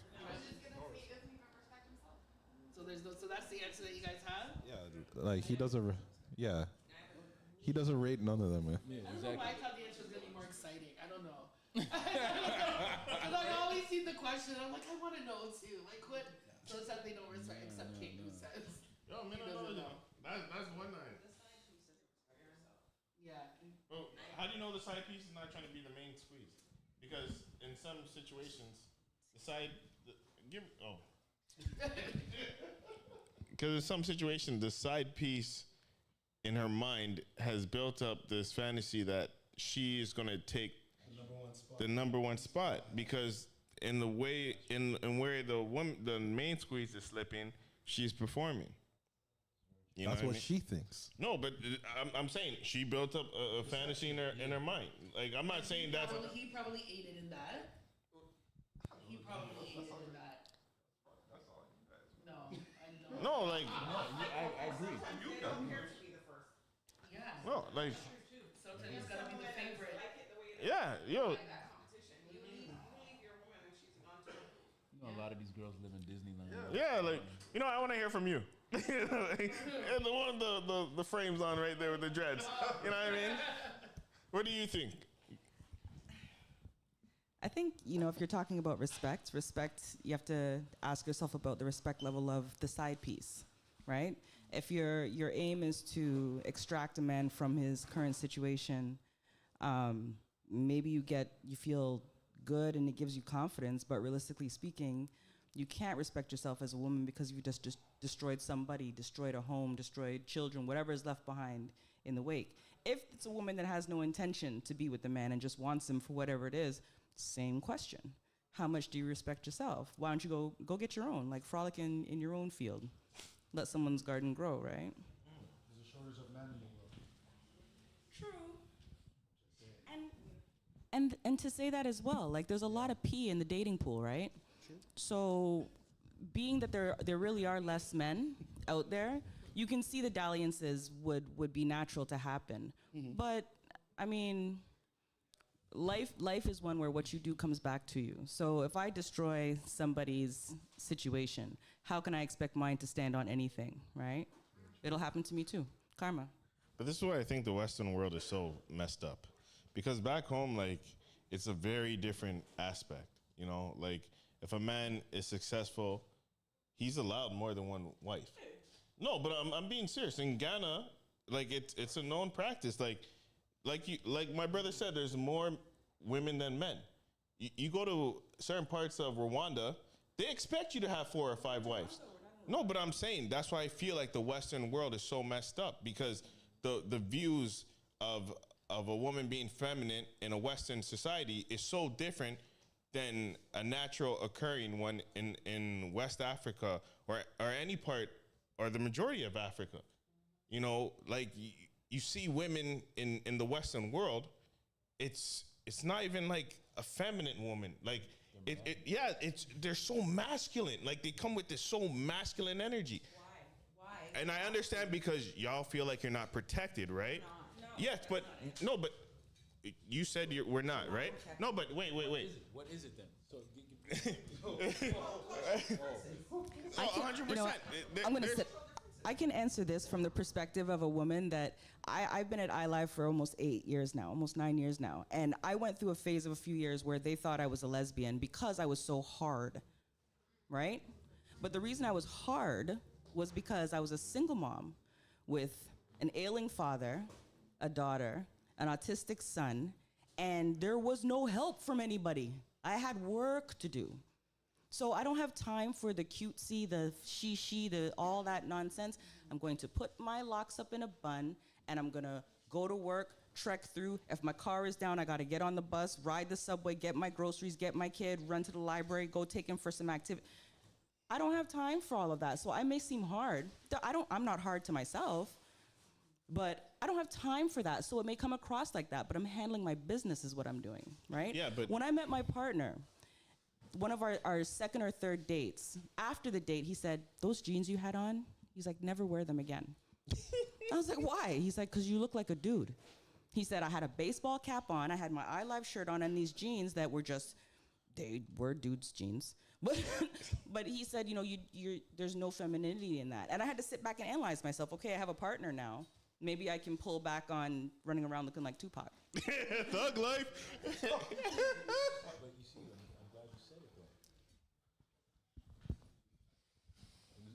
It's important that she actually said it though, but and it's the truth, right? And what I'll say to that is, sometimes asking for just a little small thing like a smile is like the end of the earth from certain females, right?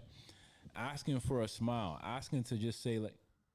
Because when you ask me for a smile, I'm thinking about how much can I spend right now in the grocery store so I have enough left back for rent to come out? And then you're like, can't you smile? I'm like, dude, I'm calculating. I don't have time for a smile. My mind isn't somewhere else. It's not that you're being mean. I had a Jamaican dude curse me out because he was psing and I didn't catch it. And then he chased me down the block for a couple about my pum pum and my ray ray. But in my mind, I'm like,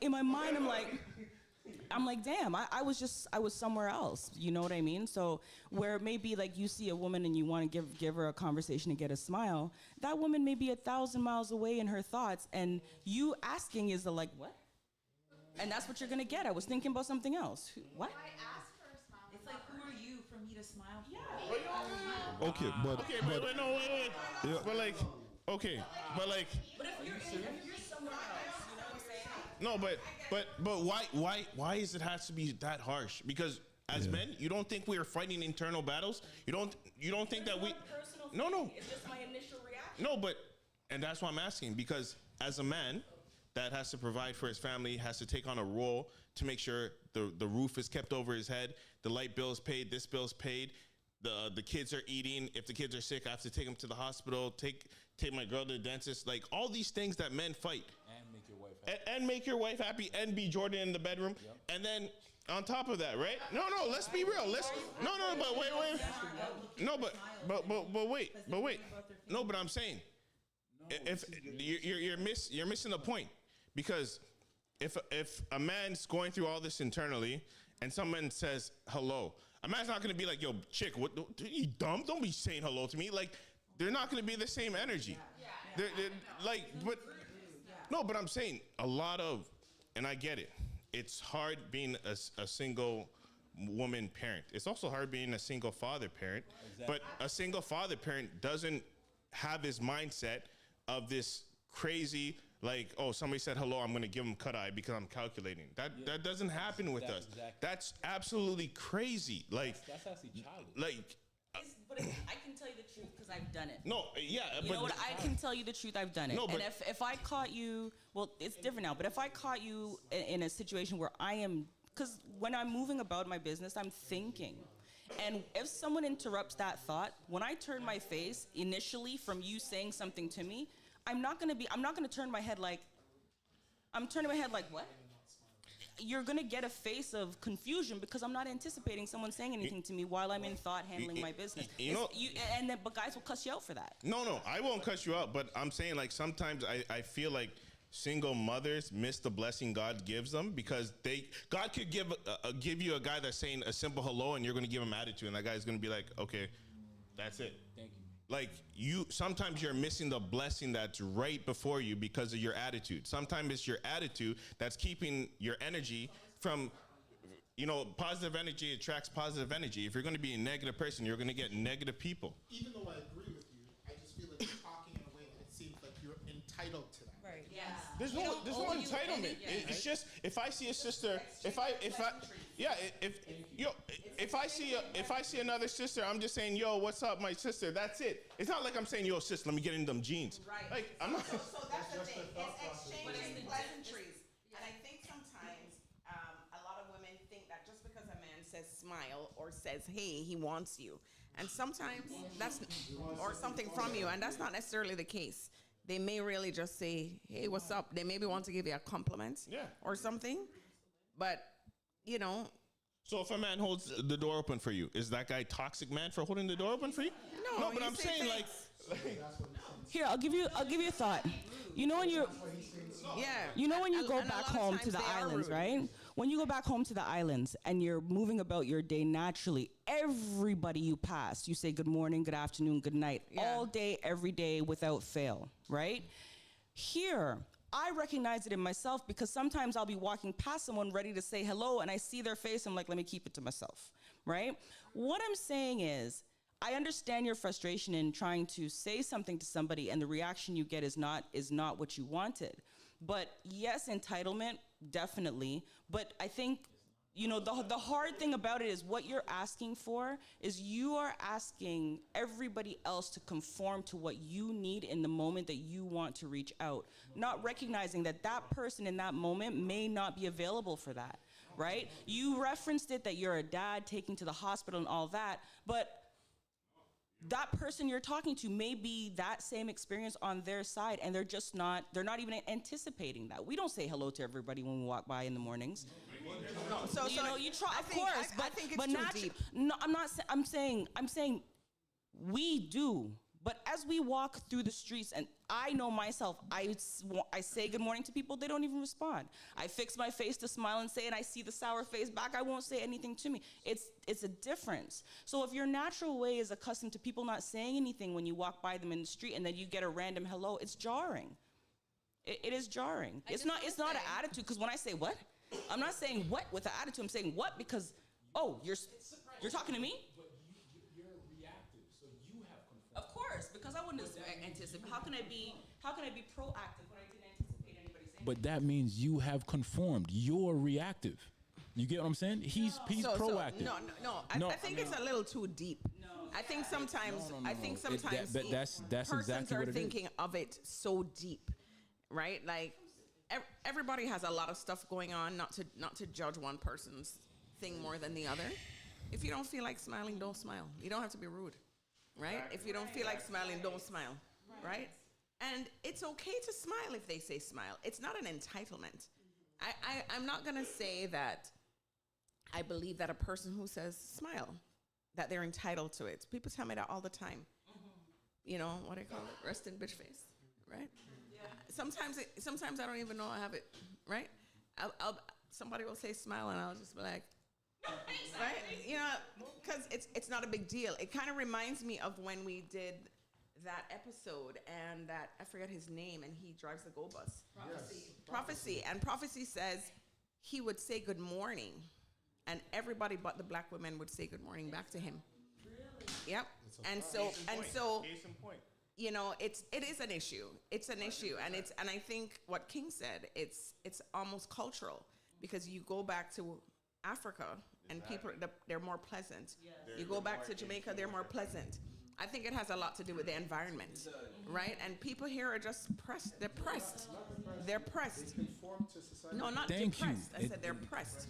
But it's not conform to society. They conform to what the hell they're living here, right? But they have conformed. 8 months out of the year in darkness. But it's still conformed. Right? It's still conformed. So, you become, it's what it is. Thank you. But it is what it is. You have become a product. But if we think about it, I think sometimes you're not really paying attention even to your own behaviors and actions and realizing the responses. Because it's not just going to Africa. When I go to the States, I talk about this in the same show. Yeah. It's a different reception. It's okay. People say hi. They're more pleasant. And I spend a lot of time on the southern states, and they're very pleasant. And so I'll tell you, but you go to New York and you get the responses that you get here, right? So it's colder. It's just what it is. And so I don't think that if somebody says smile, that we need to look at it as deep as, who are you to be entitled to my smile? Right. It actually will help you feel better.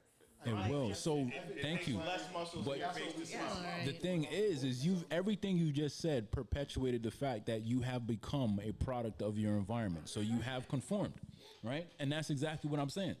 That's exactly what he's saying. You have conformed. Like, put it this way. Like, I think people, both men and women, have to realize when we die, we're not taking anything with us. Okay? The only thing we can hold on to is our emotions, right? So emotions is also perception.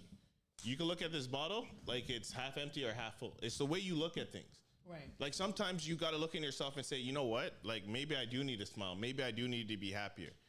Maybe I do need to attract better energy because the energy around me is very negative and I'm getting negative results from it. Like I spent my time with a lot of criminals, and then I ended up in jail, and I said, you know what? I need to get myself out of this environment because this is definitely not working out. Like, if this is what being a real nigga is, I do not want to be it. Real shit. Like, I ain't going to fake the funk. That shit is whack as hell. Yo, honestly, when people say that shit's, no, that shit is garbage, bro. They ain't no females in jail, like, none of that. Everything is so whack. Like, waking up to getting searched up, like, no, there's nothing cool about that. So I had to take a look at myself in the mirror and say, yo, what have I been doing? You know, how did I get myself here? How do I correct this? And the same way I would look at myself like that, I hope everybody looks at themselves like that. Because why are we fighting each other? Thank you. There's a bigger demon out there to fight. But yet we are too concerned about, oh, this person this person that. That's in 100 years. Ain't nobody going to remember that. No, I'm being dead serious. Like, if we want to be real with each other and heal each other, like, this is the things. Like, we need to honestly be honest with each other. Like, if I'm going to say to somebody, yo, just smile, you know, like, I know sometimes, you know, life is tough and they want to be rate-tay-tay. Okay, cool. I would still, if we're in line for the grocery store, I'll still pay for it. You know what I mean? Because I know sometimes people are facing some real hard times. And you know what I mean? Like, I would want somebody to do that for my sister or my mom. You know what I mean? So, all right, Pastor King. I'm sorry. He's absolutely right. He's absolutely right. So, I'm going to have one more question. I know, again, we started late, so we're kind of really late right now. So, you know, we talked a lot about sex, lies, videotape, kind of condensed it. So, I, you know, been having a conversation with a lot of people at work, Simi knows, and I'm finding that a lot of people are very unhappy in their relationships for whatever the reasons may be. And when you ask them, well, why are you still there? They never have an answer. Or the answer is, well, we have kids, right? And I'm a firm believer that you shouldn't stay in a relationship with someone just because you have children. If you're a good father, you're a good mother, you'll still be a good father and mother outside of that relationship, right?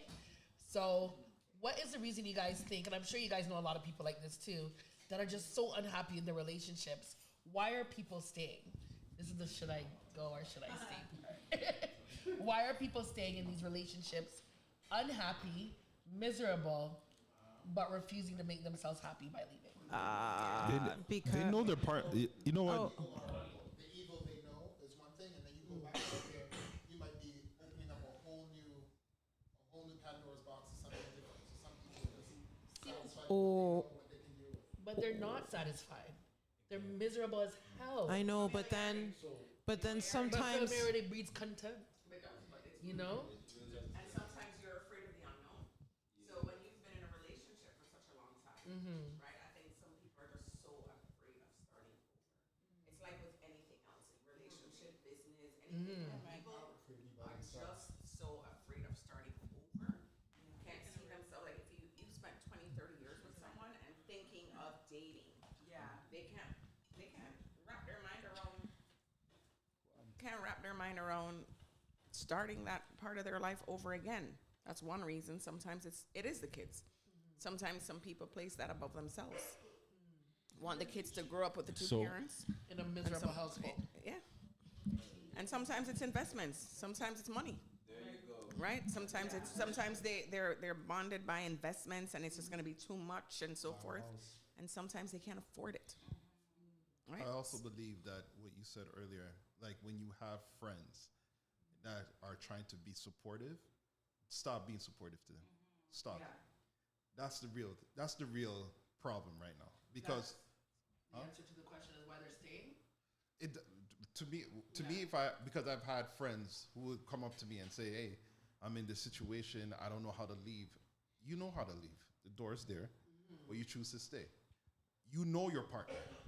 You know what they're all about. You've been there for how many years, right? And you've invested so much that you, like you said, you're afraid to leave. But like in investment, there's sometimes it goes good, then it goes bad. But then there's a time where you have to pull out and then just walk away. You bet. But what happened is that when your friend comes to you, they already have an idea what they're going to do. They know what they're going to do, but they trying to find some reason for you to agree with them why they should stay. Yeah, right. If they're looking for you to enable them. And if you don't agree, you're not supportive. Right. So what I find out, don't tell me nothing. I don't want to hear it. You know your partner, deal with it. Yeah. So that's the reason why people are staying. You think too much supportive friends? It's just for me. It's just it doesn't matter.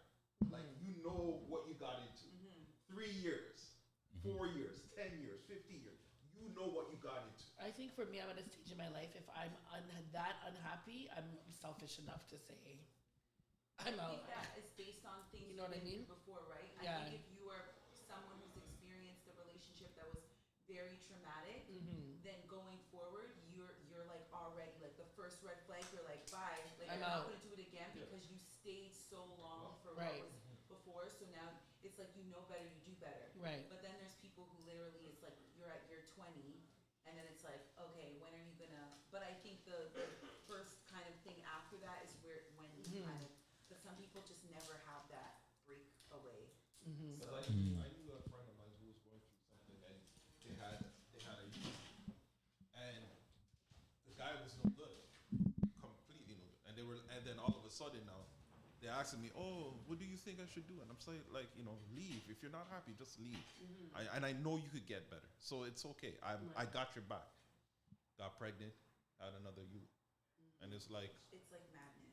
What's going on? Sometimes I think there also for people in abusive relationships, there's a lot of psychological stuff that happens too, where you kind of have to be a little more. Like I used to have not really a lot of patience for that type of thing, but I feel like the more educated I get on it, the more things I see, the more friends I have that go through certain experiences, I kind of have and obviously just with age and maturity, I have a better understanding of the psychological aspects. A lot of people stay, like I won't just say women because men too, but I know like a lot of women stay because of that aspect. And I used to really look like, I don't understand, like they're literally gonna kill you. How come you're staying? But then when you kind of really look deeper into it and you see that aspect of psychological abuse and things like that, it's really crazy. And it really keeps, like, I can understand how a woman, I actually really feel for them because it's like, it really is like a psychological warfare type of thing that you really have to, it's like people who are addicted to drugs. It's like the things that they have to try to get away from it. It's a lot. So, And I think a big part too is like, I feel reason why people stay in other relationships is the judging of other people. You know what I mean? So it's almost like if I leave, what are people gonna say? And I think we as a whole should just stop judging people. Like if they leave their relationship, they know why. You may never know why they left. Right. You don't have to know why they left. Which, like you don't have to judge why they left. Right. You know what I'm saying?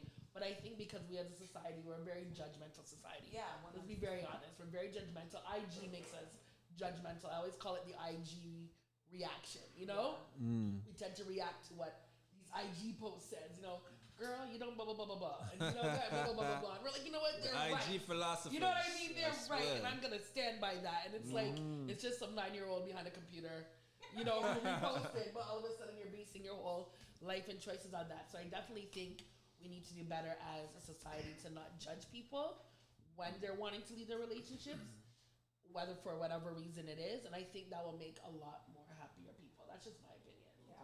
People need to learn how to be happy on their own. Yeah. Like, So there's a Greek saying that says know thyself, right? And if you do not know thyself as an adult, there's no hope for you. So when you're telling people to leave, they don't even know themselves. They don't know what they're capable of. They don't know what is going to be out there. They don't know what they can look for. They don't know the next step, period. Right? They haven't taken the time to explore themselves and learn for themselves. They've had this person within their lives, and that's their crutch. Right. And they can't walk without their crutch. Right? And in addition to that, they've been so comfortable in that relationship. Right? They haven't explored uncomfort. Right? They don't know that at all. Right? So they're walking in this world with a crutch, and they don't know how to move forward. Right? It's a horrible thing, and like, as he just said, when you see them, you kind of have to take a step back because you know them. You know that they don't know themselves, and you know that they're going to be lost. That's why they're coming to you, because they are lost, right? And as soon as you identify that they are lost, they're coming to you for confirmation bias. That's why they're coming to you, right? So when you notice that, you can try and have that conversation with them. If it doesn't work, just leave them alone. Sorry, I'll just go first. No, ladies first. Go ahead. I was just gonna say back on you. It's such a negative stigma when women leave, right? No one wants to be a single mother. No one wants to be a divorcee or whatever. And I was just gonna say, also culture plays a big part. Because about me, I'm Caribbean. I don't know any happily married couple. Period. My parents, they're all miserable. Right. They're all miserable. But it's a miserable that they deal with because it's like I said, love is a choice you make. Even though they're all miserable, it took me so long to realize that divorce was even an option. It was not my vocabulary, right? Based on my culture and how I grew up. A lot of women don't even think they can leave. We don't even know we have that option or that privilege because what are we gonna do now, right? We're so used on our culture, right? You get married, you stay with your man. Me working, I do, but I'm just saying most girls, they don't even have jobs and degrees, right? So leaving is not just that easy because the complications that comes after leaving is too overwhelming sometimes. So you might as well just stay in the comfort. Yes, maybe, financially he's not this, but he's so sweet to you. Or yes, he's so nice, but he's doing this. So it's very complex. It's not just an easy go. I know here in Canada, it is that easy. You could just get a divorce. You could just do this. Other places, it's just not that easy. And even though I'm here, I'm Canadian, I still have that Caribbean mindset, right? It's not that simple. And I think that's why it's important, those of us who have children, to teach our children better. Right. You know what I mean? And for this generation of young girls coming up, that they do have options. And one of those options is not to have to sit in something unhappy for years and years and years and years. And at the end of your life, you're like, I never liked that nigga for a long time. Right. You know what I mean? Like, it's okay, straight up. It's okay to be happy, whether it's be by yourself or with someone else. I think you really have to. You think it's normal, right? Like I said, all my parents, everyone around me is miserable. Yeah. And it took me coming here to be like, these people are all crazy. Yeah. But that's normal. They all sleep in different rooms, but they'll never divorce. Mm-hmm. Like I said, divorce is just not an option, but everyone around me is miserable. So it's very hard to distinguish, okay, this is not good because this is normal. This is what I see. So definitely having those conversations with our young ones, I think, will help try to transform the future as best as we can. So we do have to wrap it up. It's kind of a rush night. So I'm going to give everyone the mic again. And you guys are going to do your shout outs. If you have an IG page, you're going to give your IG page. Okay? Is everyone ready? Y'all look timid. Everyone tired? It's okay. We're done now, man. It's all right. All right, Anna, go ahead. If you want to do a shout out. No? Shout out to your parents. Shout out to our parents. Your businesses, man. You got a business, so shout it out. Yeah, no. Yeah, Shout out. If Simi, you want shout to, out your if you stuff want and to, do your if you IG want stuff. Okay, I'm Jaja Home. It's ZSA Home. It's a home lifestyle brand. My name is Simi. Sold in Winners and Home Sense. Sold in Home Sense all across Canada. Shout out to my brothers, but I also want to shout out to my Instagram page, Tash the Art Girl. I do some art visions and paintings, and so check it out. Yes. Better say what you're supposed to say. Which one? All of them. All of them. Go. Go, go, go. Well, thanks for having me. You're welcome. I appreciate it. This is fantastic. My name is Nadine. You can find me on regsandtips.com. Train your dog, make your dog stuff, do whatever you want with your pets. Yeah, any kind of training. It's fun. It's great. Dog training, yeah. And I crochet and I make a whole bunch of stuff. So, yeah. All right, so my name is Mike _Truth. So MIC _TRUTH on all social media platforms. I am a creative, and tap in with me. Let's build. An iLive family, yes. I also do have a show called Flight 654, where we take you from the 6 boroughs of the GTA to the 54 countries of Africa and beyond. So yeah. Thursdays at 6. Every Thursdays at 6 to 8. What else, guys? 6 to 8. I appreciate y'all. Shout out to DJ Damage Entertainment, like the whole family. And shout out to my peoples here at Everyday. Interesting people. Like I mentioned before, my business is Unparalleled Paint, so that's anywhere from Coburg all the way out to Hamilton. Interior, exterior, residential, cabinet refinishing, epoxy floors, any of those things you could get at me. Nobody here could probably spell Unparalleled the same way twice. So it's the letter U and the word paint at U Paint. Okay. Okay, nice. I am Tanisha Wilson, and that's also my Instagram handle. I am Tanisha Wilson. That's TENE, not TANI. Your beauty expert and makeup artist. You can also follow me at Beauty Unmatched Cosmetics, and I have an amazing product launch on June 9th. Also at the Posh Beauty Boutique. I'm also your resident permanent makeup artist, and I'll be speaking on June 9th at an event called Polished. So it's an event for the ladies, so y'all ladies should come out to Ajax Casino. I'll be the beauty expert on the panel. I took her makeup class.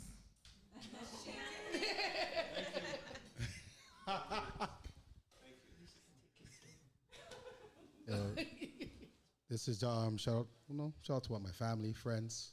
Time's going. Gems already know what it is. You?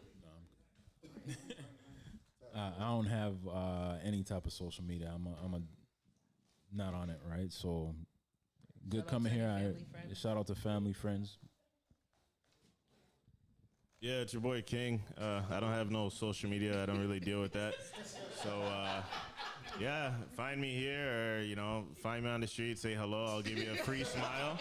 You know what I mean? I'll come with that good and positive energy.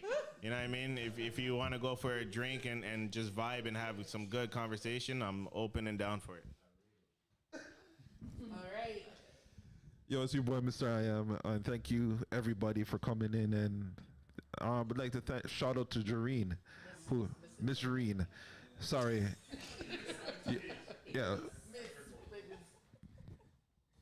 All right, you guys, thank you. It's Miss Jareen here. So shout out to Flight 564, Thursdays 654, Thursdays 6 to 8. Linky Links on what days? Linky Links. Honey Drop on 6. There you go. Honey Drop here on iLive 4 to 6 p.m. Also, y'all, I do work with autistic children, and I've launched a nonprofit called Awesome Energies to support families, autistic people in recreation, social situations, teaching literacy, arts, music, all of that. So awesome, AUSOME, energies.org. Yeah, so support. They have some really great events always occurring, so support that. And Blueprint on Fridays. Download the iLive Radio Network app. Linky on Wednesdays. That's what I was trying to remember. Linky Links on Wednesdays. Who else?